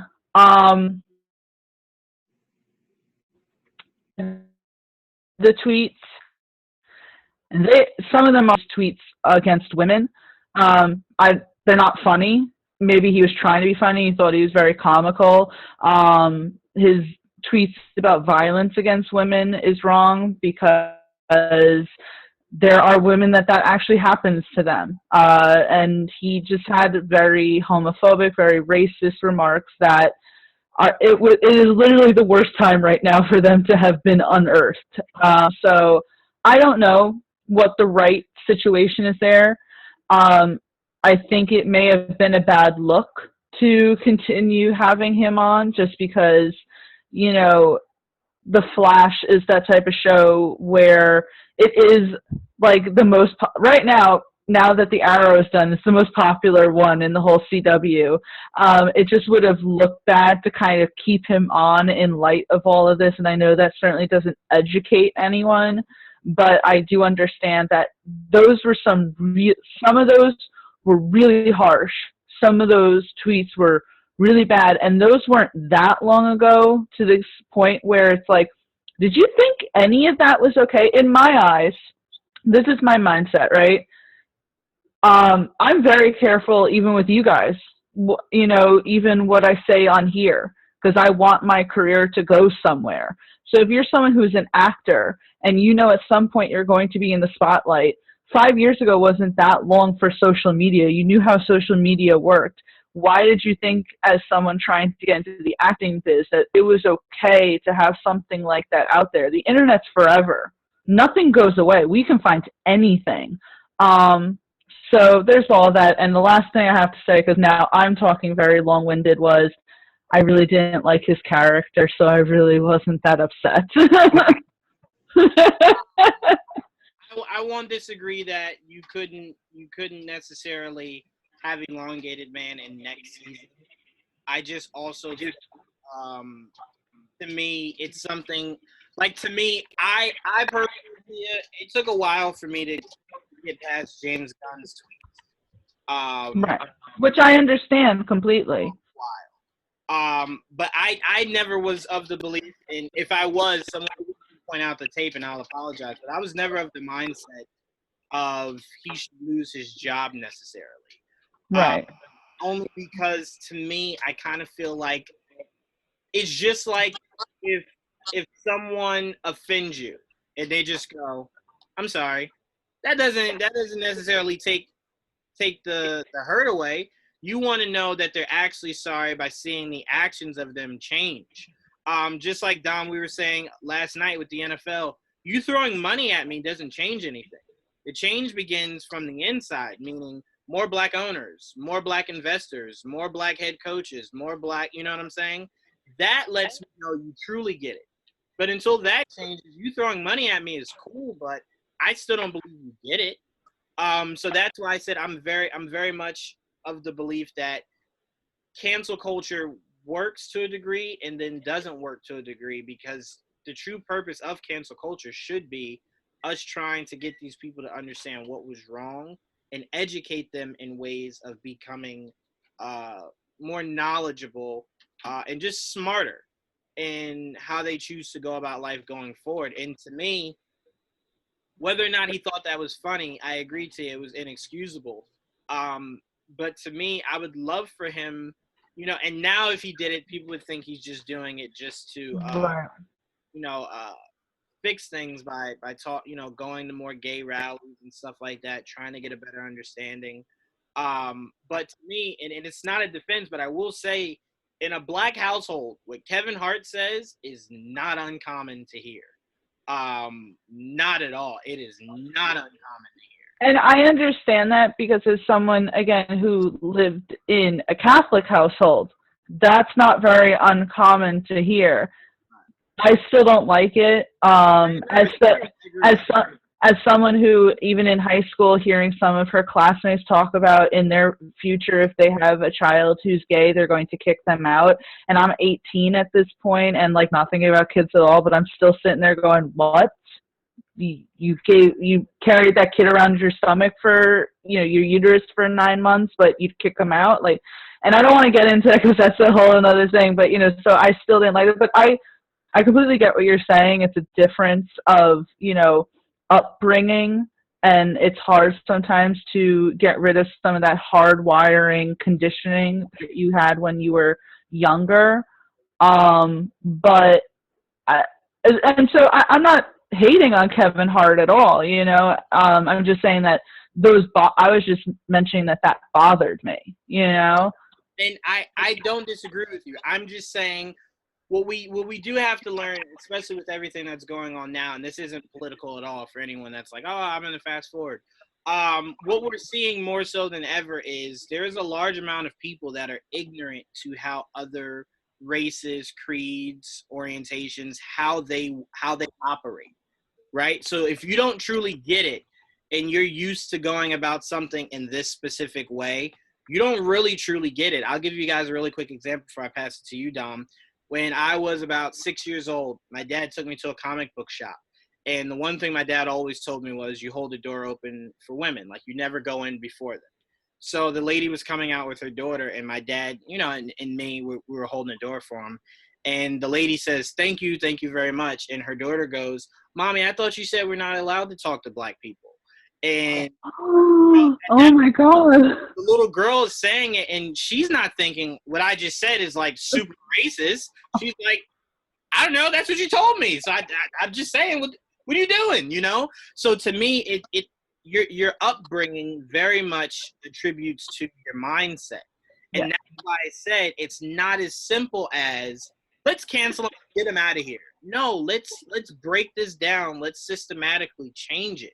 Like what's going on now, people can't look past the flag when it comes to kneeling. They don't understand the other side. They want us to understand that side, but they're not willing to understand the other side. So through understanding is how cancel culture can truly be a productive way of changing the world, rather than, oh, he got fired, who's the next one on the list? Like, because that's very much how it feels nowadays, where people are like, oh, Hartley's gone, who's the next person we can get now? That's not, to me, that's not productive. Now, I'm not saying that I want cancel culture not to shed a light on people who are doing crazy stuff, sure. But instead of getting them fired, and instead of a studio looking to rush to fire them, we got to remember that's not how our justice system works. When someone commits an offense and it's their first time, usually they get a lighter sentence, like community service or something like that. It's not like, wait, you stole gum?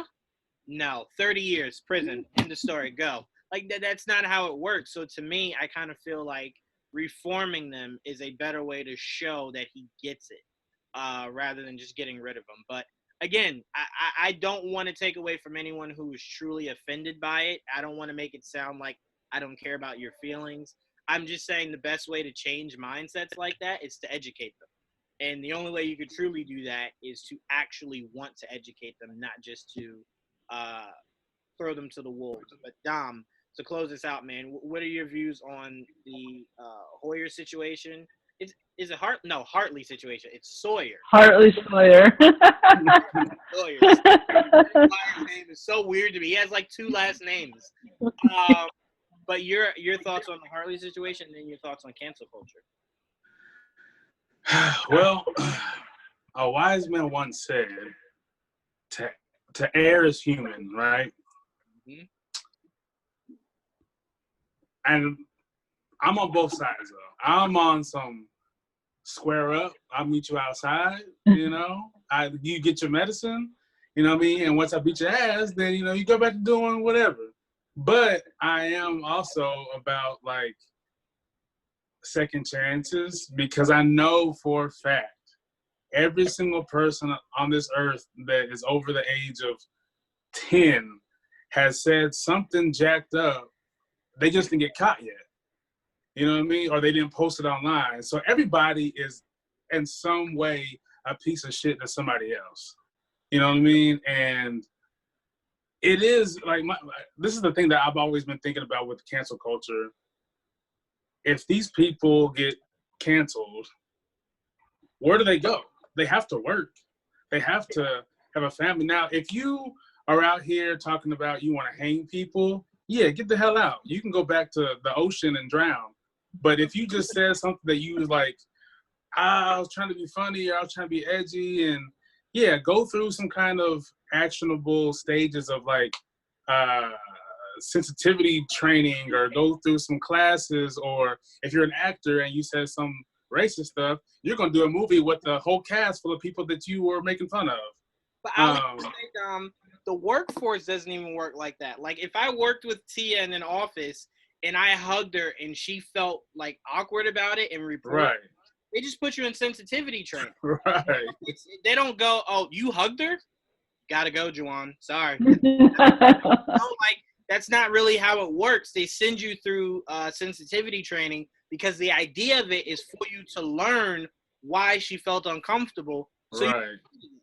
So, you know, if television and movies had a sensitivity training that they towards, it would have two reactions. One, long enough, if you wait long enough, no one really cares. Like, I can tell you right now, no one's really still talking about what James Gunn said. Completely honest with you, no one's still talking about it. No one's really still talking about what Kevin Hart said. They passed it, right? And you still see Kevin Hart working. You still see James Gunn working. So to me, it's all about you have to show that you learned your lesson. Create a sensitivity training to where you're making them more aware of what they did wrong so they know, okay, I didn't see it like that. I see it now, blah, blah, blah, whatever. Now, albeit someone's going to say, well, you should know not to just make fun of people because they're gay. Yeah, duh, of course. But we're fighting about saying you should know you shouldn't just kill unarmed black people. And that doesn't seem to be something that's like an aha for certain people. They'll fight that to the death. So to me, it's not that simple. That has been. Yeah, I mean, it's just like in the 90s growing up, right? Almost everybody I know, myself included, said the F word, right? Mm-hmm. Now, at that time, I didn't even know that was derogatory towards gay people. I just knew that that's what people said, right, instead of saying other cuss words, right? And then as you grew up and learned, like, hey, this is wrong. And there's even campaigns and commercials that I remember seeing when I was watching Degrassi, and I was talking about, hey, don't say that word because you won't want to say, like, every time someone's mad, man, guy with the stupid pink shirt on. You know what I mean? So, like, as you grow, you learn, and now everybody that was saying it doesn't say it anymore. Right. Because we learn, like, oh, that's hurtful to people. So I think there has to be some kind of grace period to give some of these people some leeway to say, hey, you did wrong, and the whole world knows you did something wrong. Now, how are you going to redeem yourself? But you can't just, like you said, it's counterproductive, because if I said something hateful and then you get canceled, all you're going to do is make that person that much more mad, and nothing happened. Nothing, he didn't get help, she didn't get help. Like, now, if it's actions, yeah, go to jail. If you did something to somebody, bye. Go to jail and see what happens. I've been to visit some jails, and it ain't nothing nice. So, like, yeah, you put your hands on somebody, you assaulted somebody. All right, well, I'll tell the homies in jail that you sexually assaulted somebody and see what they do to you. You know what I mean? But, like, the words are bad, right? There's certain ways and certain words and certain phrasing that you can do to tear down people secretly because of your stature. But at the same time, if you get called out and the whole world knows you're that person, the most rational people are not gonna do that anymore. And they're gonna see, like, oh, people don't think that's funny, or people don't like that. But yeah, I don't know. Cancel culture, like, it essentially is just like a witch hunt. It literally seems like somebody has a list of celebrities that they kind of don't like, and they're like, you know what? Today I'm just gonna go through their Twitter for the last 10 years and see what I can find, because I'm not with the whole canceling somebody who, the tweet was from 25 years ago. Where did they find these tweets too? As John said, are they just like scrolling? You got people that dedicate their day to just going through your entire timeline. It's crazy because only in only in movies and television does this happen. This doesn't happen in sports. They just suspend you. This doesn't happen in music. You just go away. Your publicist writes a lengthy letter about it. You make a song showing awareness, and everyone forgets about it. It's only TV and film that you legit lose. You could lose everything, and then no one wants to work with you again. No one wants to work with you. So we don't know if this is true for him. We shall see. But to me, I would have just said, as of now, they're no longer using elongated man. Whether it's recasting him or just on a hiatus for a while, and then maybe like the very last season of Flash, you bring him back for like an arc or whatever. But to me, I kind of just feel like only in TV and film does this happen. But I'm sorry, what were you saying to you? Oh, two things really. First, I wanted to comment on again what you said with like learning, right? Robert Downey Jr. had a very like crazy past, but Hollywood and the audience gave him time to learn and come back and be better than ever. And also what Dom was saying, that it seems really to be like words that everyone is kind of hooked on to as opposed to actions. And I'm not trying to really get into it right now, but there's been a lot of really horrific accusations towards Amber Heard, and there has been nothing that has come out and said that Amber Heard has been fired from the next Aquaman. And some of those accusations and clips or whatever have been absolutely horrific to listen to experience. And to me, the kind of blindness that is being given to her or people like her is really crazy. Well, yeah, no need to really get into that now because we're not on the podcast, but it definitely is it's one of those situations to where when people say it seems like it works differently for men and women, that is 100% one of those scenarios. Because when that came out about Johnny Depp, oh man, like immediately. But then when you reverse it, it was kind of just like, yeah, whatever, who cares, To me, I was horrified by that. I was horrified by all that, especially as a woman. I was sitting here saying, where's the outrage here? Where's the literal outrage here that Johnny Depp, got pretty much? Yeah, well, it unfortunately works like that sometimes. And the best thing we can do is to make sure we're being as loud as possible about it, if we strongly feel that way. Just continue to bring it up, and at some point it'll become overwhelming enough to where change will come about it. But all right, let's move on. I want us to I want us to get through these last few topics, so I can let you guys have a good night so we can have our meeting tomorrow. All right. Okay. All right, so Marvel's House of M storyline could be a huge inspiration for WandaVision. That's huge. I told you guys the scenario that I had to where, and Dan really liked this. That's why it sucks. I couldn't get his opinion on this. But I said this before. In comics, Wanda whispered, "No more mutants," and all the mutants disappeared. I said, what if WandaVision ends with her whispering mutants, and it creates a whole new timeline where mutants exist, and that's part of what Doctor Strange is trying to course correct. And then in that movie, he's able to blend the two worlds to where mutants now exist in our current time. That's what I've always pitched. I'm like, that would be brilliant. Like the very last words uttered are mutants, and then like you just see like a breach open or whatever, and you don't see anyone step out because obviously Feige wouldn't have had anyone casted by that time. But you just see like a portal open that you assume mutants are coming through in. That would be genius, and it would help set up X-Men versus the Avengers, because you could have it where the Avengers are trying to police the mutants because they're getting too out of control.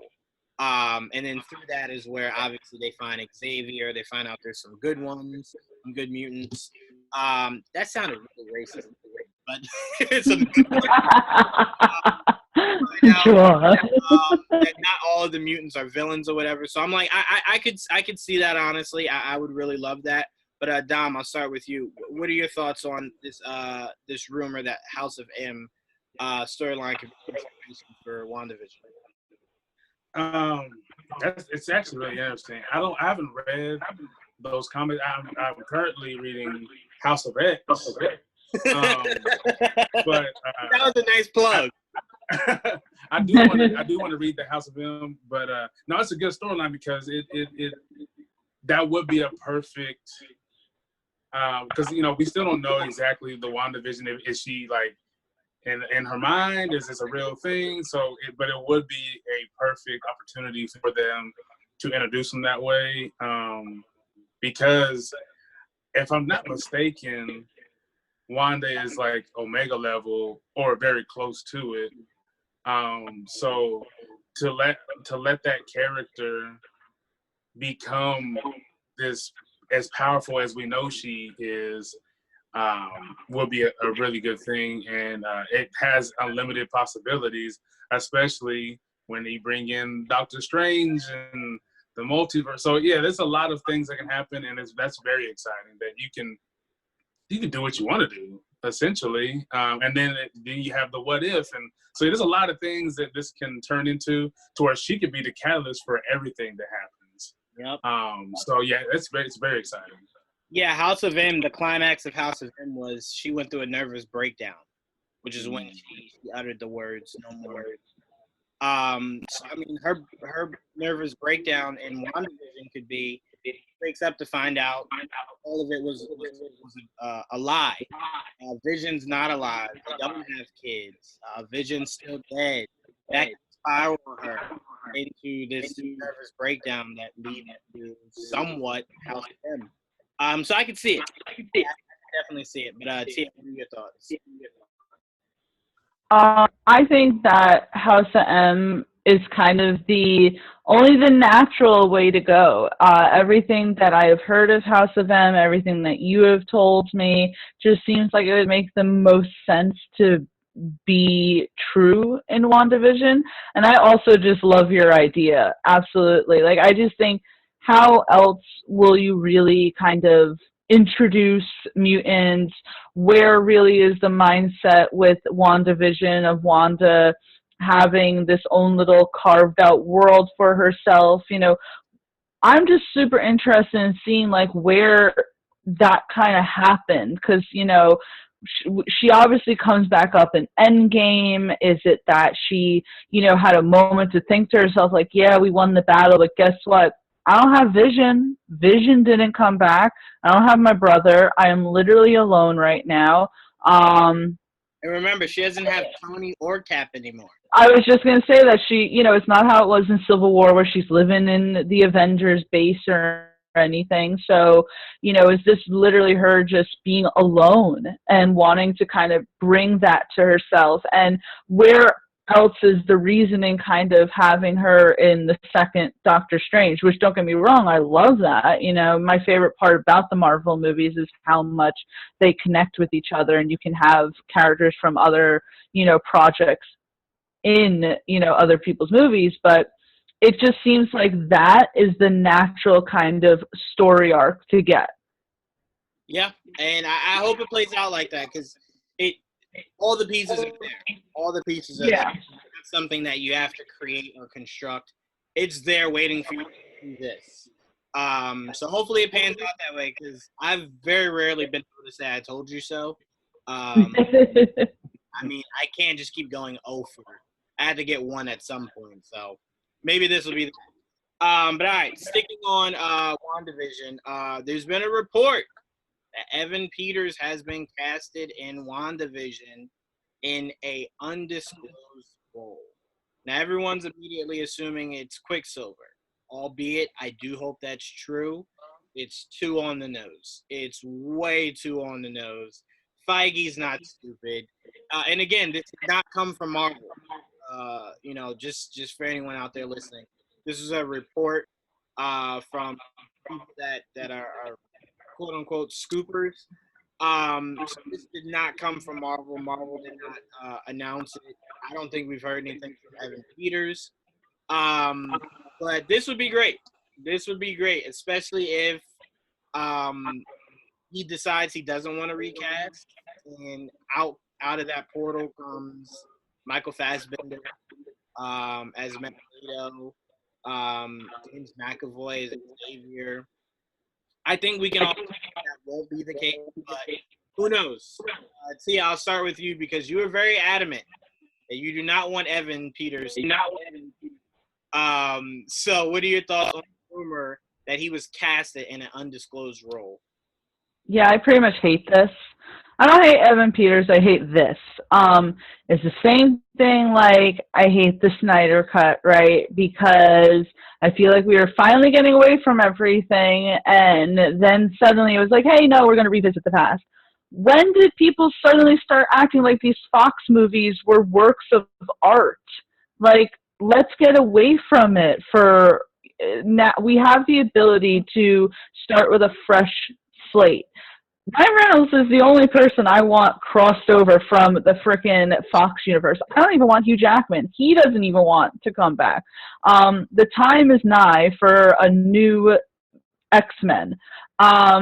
And first of all, I'm sorry, we already had a Quicksilver in the MCU. It was Aaron Taylor Johnson, not Evan Peters, all right? Because you bring in Evan Peters as Quicksilver, that opens up the floodgates to have all the other people back. And I'm sorry, besides James McAvoy and Michael Fassbender, not any of them were that impressive in their roles. So I dislike that very much. But as you said, it's from a scooper. So who even knows if it's real?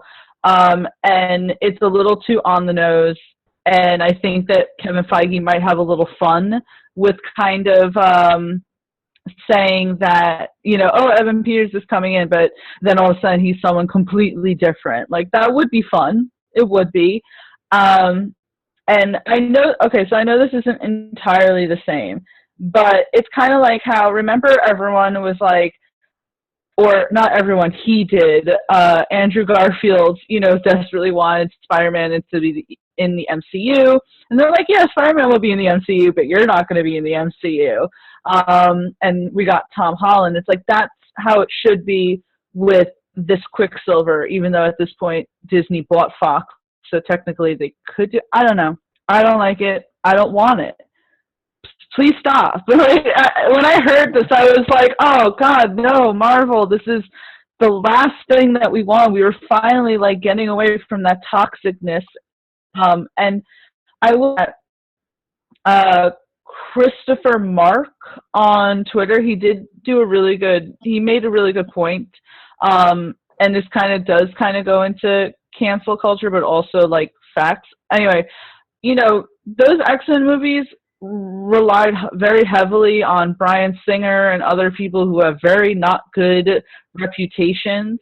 And I kind of feel like, why do you want to have like a remnant of their world seeping into your MCU? So that's my opinion there. I don't necessarily disagree with anything you said. I'm a big fan of out with the old, in with the new. I just also wouldn't be bothered if that same cast was carried over. I've been waiting for Aaron Taylor Johnson to come back since Age of Ultron. I don't know why. I loved him. I was so upset. It was like the only thing in Age of Ultron that I was like, no, why? They killed him. It was just like, I wasn't happy when he died. It was just so weird because I'm like, you just introduced him. Why do you think I care that he just died? Like, what? You gave me half of a movie with him and then killed him. What did you think that was going to do for me? I don't care. All right, he's dead. All right. What? I cared. I cared, and I hated it, okay? I hated that. I was watching. I think I was more upset Hawkeye didn't die because I'm like, this is a waste. Oh, yeah, no. I was super upset. It's part of the reason why I dislike Hawkeye. I'm like, we lost Quicksilver because of you? And I'll still say this.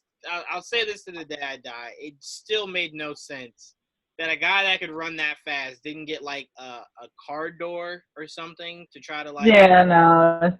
It's Josh Whedon's fault. I don't know why he bothered with that. Wait a minute. What can catch these bullets so Hawkeye and the kid doesn't die? Duh, my body. What? What? Oh, my body. No, my body's quick enough. My body will do it. Wow. Dom, you didn't go, right? What are your thoughts on Evan Peters being cast in this mysterious role for WandaVision? I think, because I know that I think we talked about before of like images and rumors of like her kids being there, and they grow at like a rapid pace. I think he may actually be Speed, her son, and it'll be kind of like you think he's Quicksilver, and it's like, nah, he's her son, and they kind of be like a nod at him playing Quicksilver at one point, and then, you know what I mean? Because he's not an actor that you just throw away on a random role, so I feel like he's going to be around for a little bit, and if she has kids in some capacity, and they do, like, I think it's Speed and Wiccan, then he'll be around for a while. And if they do there's rumors of a casting of another male character for that show, then I feel like that'll be like my answer. That they're gonna do like the Sons. But yeah, I mean I like Evan Peters. I mean, my love for him comes from American Horror Story. And then he was great, and his character, which is funny that you mentioned like Age of Ultron, but then you look at Evan Peters Quicksilver, and he saves the whole school from blowing up and takes everybody and runs them all out, and then you have this guy like, oh, I saved 2 people, but I got shot. Like, yeah, it does, like, weird. It's weird. It's very weird. That wasn't Quicksilver's fault. That was Josh Whedon's fault. He didn't realize the power of Quicksilver. But I would bring it up to Joel. Quicksilver was one of my favorite characters from the Ultimate Comics, because what they did in the Ultimates was Quicksilver was so fast, if he ran by you, it could peel your flesh. That's how fast he could run. So I'm sitting there in the movie, and I'm like, I'm watching him dead with like 1,000 bullets in his body. Like, I definitely saw the Flash when, like, a whole army was shooting AKs at him. He was running so fast, it was like he was walking and picking the bullets and throwing them away. And I'm like, I don't think that's how speed works. I run that fast into bullets. Like, if you could run that fast into the bullets, I feel like you could have ran that fast to get everyone out of the way, including yourself. Yeah. I don't know. That's on Josh Whedon, not on us, but I don't know. No, I didn't have any emotional connection. I remember once he died, I was like, okay, what's next? All right, let's move on. New Pokemon movie is in development at Legendary Pictures.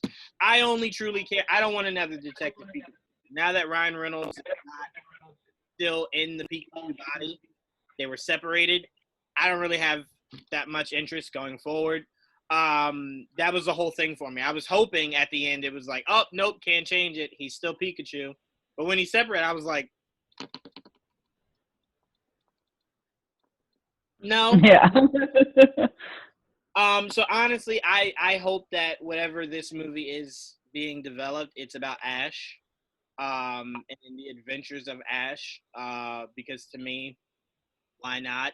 I wouldn't be mad. I just want to get this out there. I want to get ahead of this. I wouldn't be mad if they said they weren't going to touch Ash. They were going with new characters. I just want a Pokemon world where you have a trainer, you get their Pokemon, they go through the movie. The whole goal is to win at this specific gym. And, that's the journey. He makes friends along the way, and he gets enough Pokemon to go to a gym at the end. He wins, gets his first badge, and all the movies are about him getting different badges at different stadiums or gyms or whatever.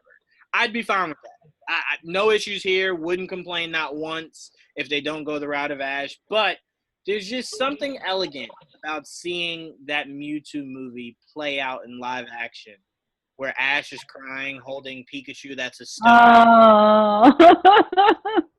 He comes out of it and you see all the Pokemon looking badass walking towards Mewtwo. Like, there's something really special in my mind about seeing that in live action. But if not, I don't really have a problem. Just make it based off of, it takes place about a trainer who's trying to become a Pokemon master. That's it. That's all I ask for. I don't think that's difficult at all. That's it. And I want them to better blend the Pokemon. I don't want it to be all this new school Pokemon shit. I don't know who any of these Pokemon are. Give me OGs. I want Charmander. I want Squirtle.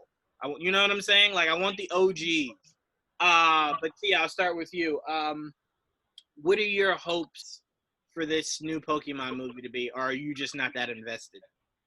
So I finally actually saw Detective Pikachu maybe about a month or so ago, and I did enjoy it. Very impressed by the CGI, very impressed. Ultimately had a good story, though it kind of lost me a little at some places. And you're right, I disliked the ending. I was like, wait, no, Pikachu's not going to be, although, I mean, Ryan Reynolds looked really good in that moment, so I couldn't complain that much. But, no. Ultimately, I don't have that much of an attachment. I think we've talked about I was more of a Digimon fan, but I watched the original Pokemon. I know the original, 150-something Pokemon. I personally love to see an Ash story. That's who I grew up with, Ash, Misty, Brock. I'd like to see them, like to see their story about being a trainer. But if they decide not to go in that direction, they're like, that's going to be more for the anime, that's totally cool.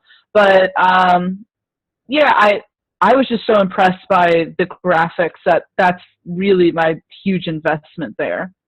You know, it's crazy. He would never do it. But you know who looks just like Ash? Who? Chalamet. He looks just like Ash. He would never do it. I don't think he would ever. I don't think he'd ever do it. Do it, but I could picture Timothée Chalamet in my head with the hat turned forward and then he turns it backwards because he means he means business. Just like Ash. Again, I know he would never do it. I'm not even fan casting him. I'm just saying.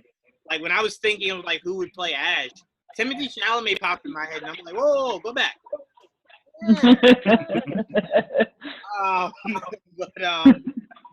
Dom, what are your thoughts?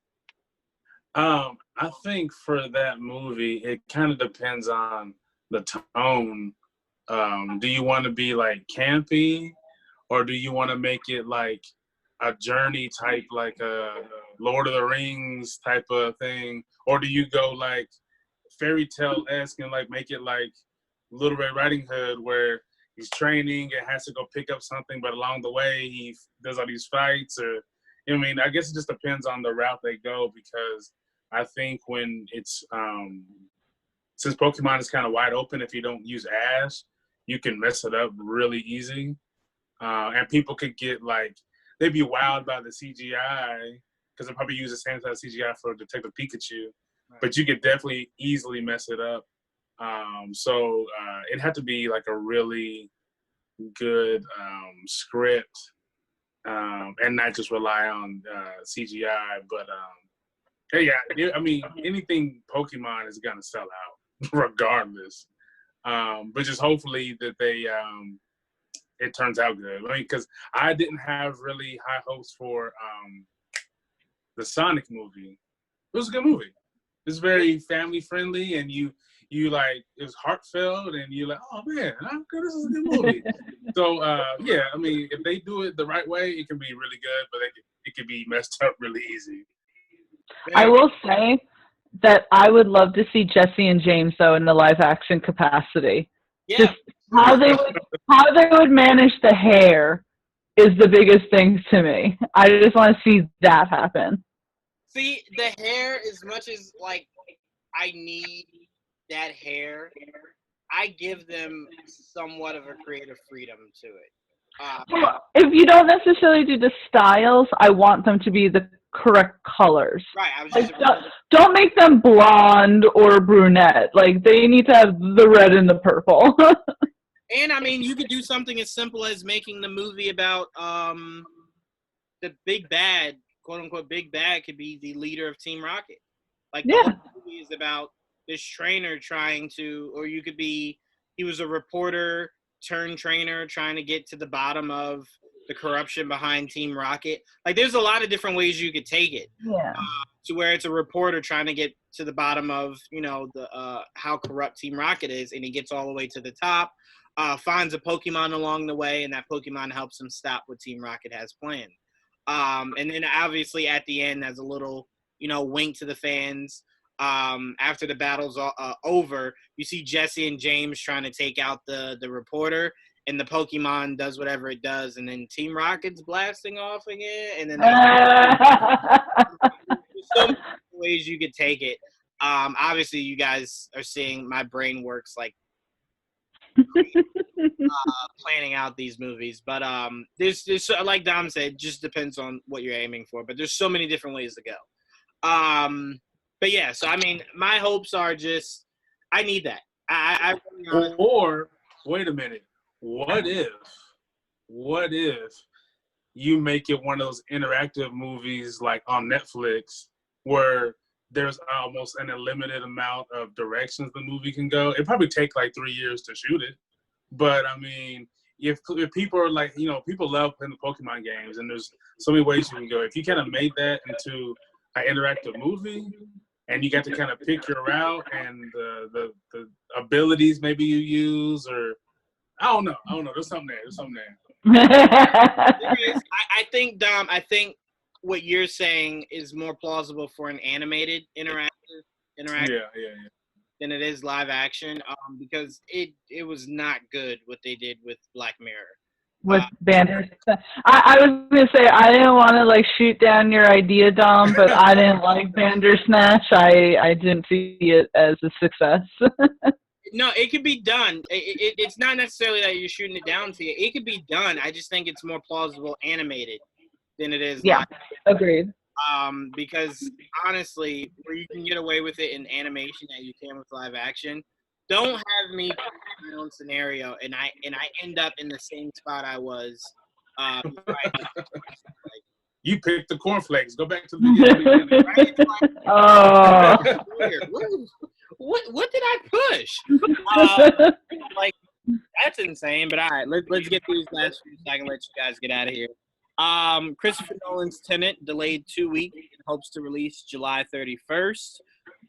Patty Jenkins' 1984 has officially been pushed back from August 14th to October 2nd. Dom, I'll start with you. What are your thoughts on those two pushbacks? I'm okay with it, because if these movies are going to be that much better in theaters, if they want to be a little safer and move them back just to wait for theaters to kind of be safer, I'm fine. Because like, what's the movie? Gemini Man. Gemini Man was meant to be seen in a certain type of theater.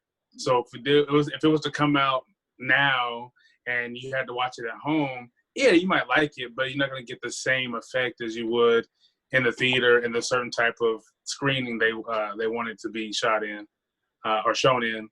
But so like these get moved back. I mean, it's not that much further, and it just kind of builds that anticipation that much more.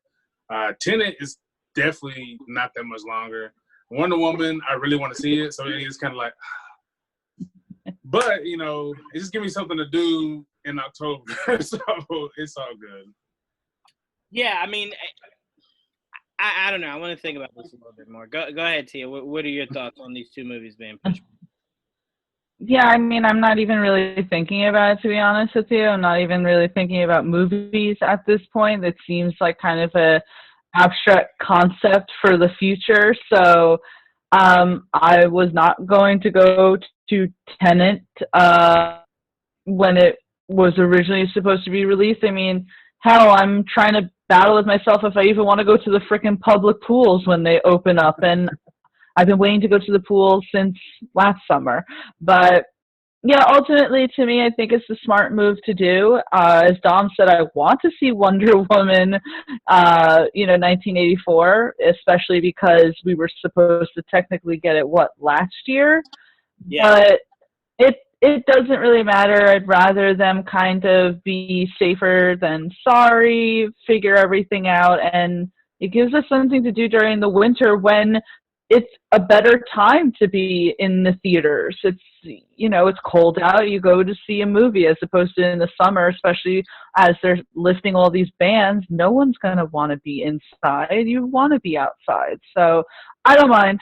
I really don't. We will see them when we see them. My mindset, I feel like, with this whole thing has completely shifted. Last year, you know, wanting to see Black Widow and sitting there feeling like May was so far away and like, I can't wait. And now with all this, I'm like, it comes when it comes. I feel like my mindset with this whole thing has shifted so much. Yeah. I mean, it's very much so. What's the point? Gotta wait for everything anyway. So just add it to the list. I'm really neutral. That's why I said I wanted more time in the thing. I don't know. I don't want to be in a movie theater anytime soon. So yeah, that's just how I view it.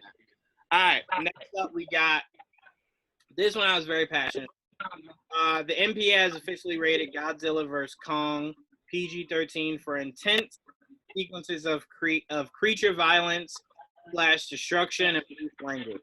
I hate it. By the way, Godzilla is also pushed to next year. It will not come out this year. It comes out next year.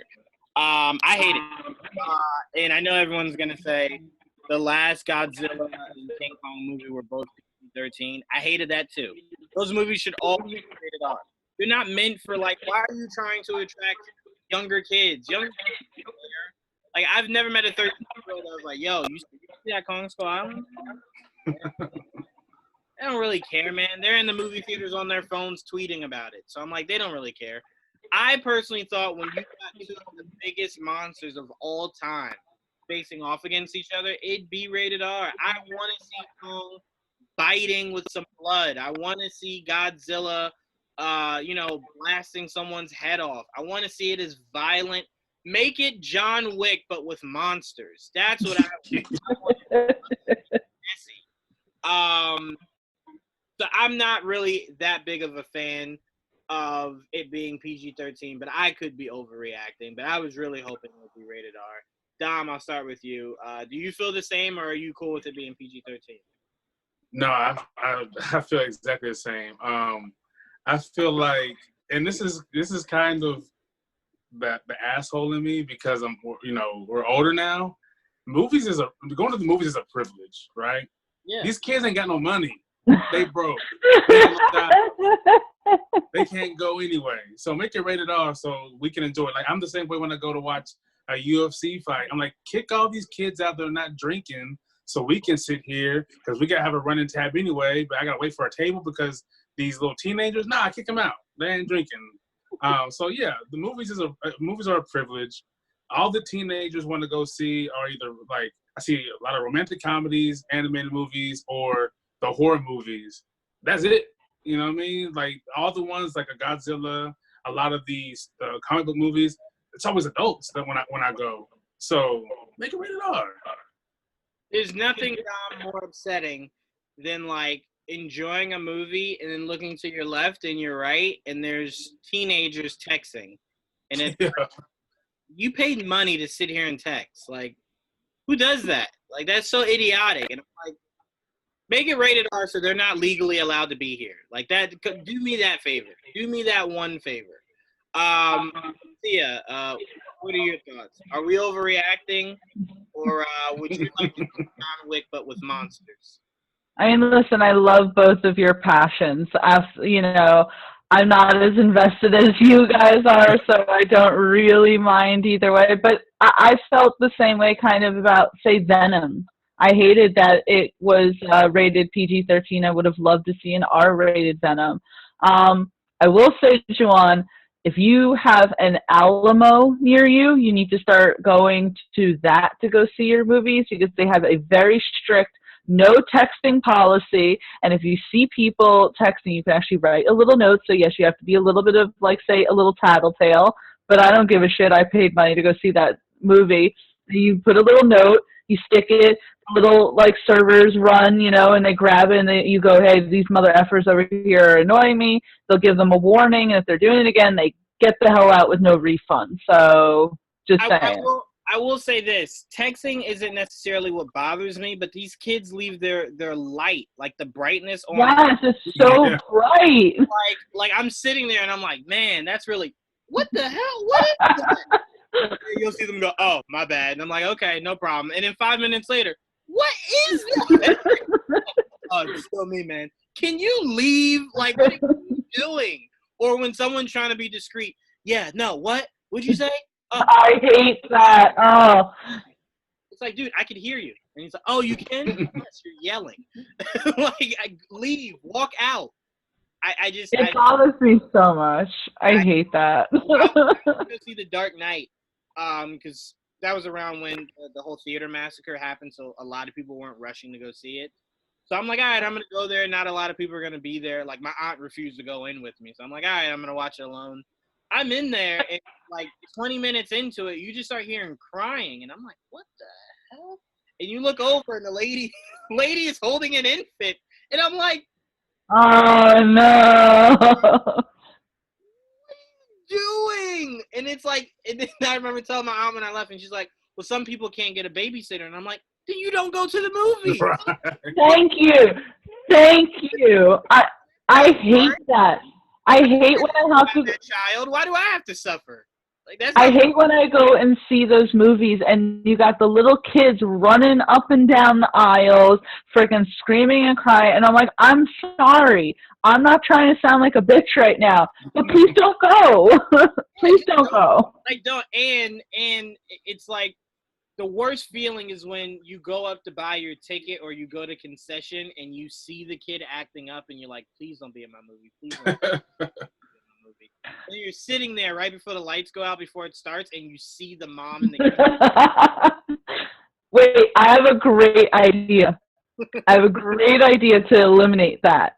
So I don't know what your guys' religious upbringing is. I'm not going to ask, or whatever. But as a Catholic, in my church growing up, they had a silent section where it was behind a panel of glass. It was a separate room where all the moms could bring like their really like rowdy children. So they need to have that for movie theaters. Have like a little glass room where they go with their like little infants so that we don't have to hear it. To me, you bringing your kid to a movie is only acceptable if it's a kid's movie. Because I'm like, if I'm a kid's movie, there's a whole lot of questions that need to be asked, especially because I don't have a kid.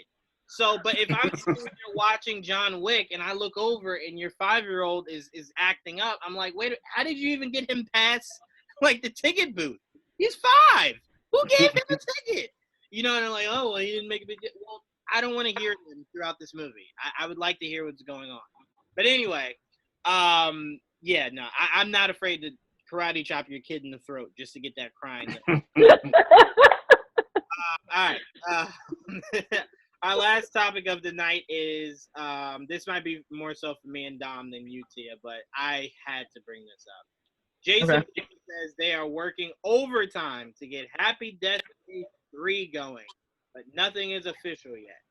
That breaks my heart and excites me at the same time. And I love how everyone's like, well, what else can they do? I'm like, you had 6 Sharknado movies. Like, in your the whole concept was it's a shark coming out of a tornado. In every movie, they were shocked. Had another shark out of a tornado? It's been years in a row. You start putting grenades in those tornadoes, man, blowing them up or something. But no, I'm looking forward to this. I know specifically me and Kanan are like the biggest fans of this franchise. It's so much fun. We turn our brains off and we just have a fun time. I love the first movie. I love. Second one I tolerated, but I didn't hate it. It was just weird where they went. But Dom, I'll go to you first. Is this something you're looking forward to, or are you kind of like 2 is good, cap it off? So weirdly enough, I haven't seen either one of them. First off, right? I know. And I was trying to look for them. I was literally looking for them last weekend. I looked on every single streaming platform I have on my TV, and I was trying to find it. I found like a knockoff on Prime. There's one called Death Day, and I looked at the synopsis, and it seems like it's the same movie. They just made it like they try to make it darker. But I do want to see him. I have wanted to see him. But I do think that the third one is warranted because in horror, having trilogies, having a series is kind of part of it. And even if it's a movie that's kind of like, it's not great, but I like to watch it. The horror genre has those, and people love them because of that. Yeah, I definitely think they should do a third one. I know Blumhouse, they stay so busy. I don't know how they do it. I just got an email for a screener for a new Blumhouse movie called You Should Have Left with Kevin Bacon and Amanda Seyfried. Just saw the trailer. Yeah, and I'm like, when do they have time to shoot all these movies? Like, it's literally like 5 a year, it seems like. You know what I realized, Dom? They're the Drake of movie making. Every 5 seconds. It's like, Drake, you dropped an album yesterday. How do you have a mixtape done already? You're recording all this shit. And the good thing about them is that you have the ones that are a little more like the comical side. This You Should Have Left looks very serious. Invisible Man was very serious. So they have such a wide range, and I know part of the reason why they make them so fast is because when I did my little mini question interview with for Fantasy Island, when I got the production notes, they shot the movie in like 35 days. And their budget is very small. It's like 18 million or something like that, or something crazy small. And then they make it all back in the first day, essentially. But yeah, the method of them cranking them out in like a month or maybe 2 months, a month and a half, I think is what a lot of companies are trying to do, especially if you can do them that quick and have a great product at the end. There's no reason for you to take 6 months to shoot a movie unless you're doing Avengers type movie. Yeah, but that's what we said, Dom. That's why we said Blumhouse and A24 are the smartest out there, because low risk, high reward. Yeah. Excuse me, because they spend so little time to make these, and they're popping out really good movies. So people are able to, kind of receive them a lot differently than major movies. They don't make, Blumhouse does, but A24 doesn't make movies for box office. Right. For the artistry and for award season. They just approach it differently. But Blumhouse is more so like, we just make movies that we enjoy, man. And people happen to enjoy them also. So, win-win. Tia, how do you feel about Happy Death Day 3? I wanted to comment really quick on Blumhouse. I think that they're a fantastic studio because Dom pointed out that they have more comical stuff, they have more serious stuff, but they also have things that aren't even really in the horror genre. I watched a movie maybe last summer called The Keeping Hours. I'm not sure if it's still on Netflix, but it was, starring Lee Pace and Carrie Coon. And it wasn't horror at all. It was just a really cool, movie. It was a very, indie film, and I was very impressed knowing that Blumhouse produces those type of movies too. So Blumhouse really just has things for everyone, which is fantastic. That being said, I've never watched the Happy Death Day series, so I'm sorry about that. But I know that you love it. I know Kanan loves it. They enjoy it so much, and they deserve a third one. I forgot if it was you or Dom who pointed it out. Franchises and sequels and stuff are kind of the gig when it comes to these horror movies. I mean, they freaking made Jason in space. If they could do that, and as you said, if they could make 6 Sharknadoes, why not give fans what they want and give them a third Happy Death Day? It's fun. Like this whole, where are you going to go with it? It's a horror movie. You can go anywhere with it. Do whatever you want. Jason went to space. Freddy Krueger went to people, went on vacation practically. You could do anything. There's so much you can do. I mean, Final Destination had someone die by one rock going into a lawnmower and projecting out into something. So they could do that. We could have a happy Death Day 3. Which, by the way, I want to say this. I don't know what studio did Final Destination, but they should 100% take that to Jason. Take it to Jason. Let Jason make that into a way better franchise than it was the first time around. He would do a great job with that. For sure. I think they should have shared credit on it.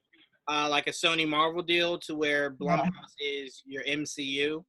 And Jason Kevin Feige, and more of like, yeah, no, we get credit because it's us, but they did all the work. So I think if you do it that way, it's perfect. I also think Blumhouse should be the hub for all horror. Just go through Jason. They should definitely be the ones that are helming the monster universe. If you're going to come out with things like Frankenstein and Werewolf and all of that, you want to make something that's legitimate, give it to Blumhouse. They'll be able to do it really well. Yeah, no, I completely agree. But all right, we've been podding long enough. This was a great episode of Geek Vibes Live. I want to thank Dan and I want to thank AJ, along with Tia and Dom. Thank you guys for joining me for this all-new episode. This was a really informative, fun, and entertaining episode. So hopefully our fans enjoy it. But till next time, guys, peace.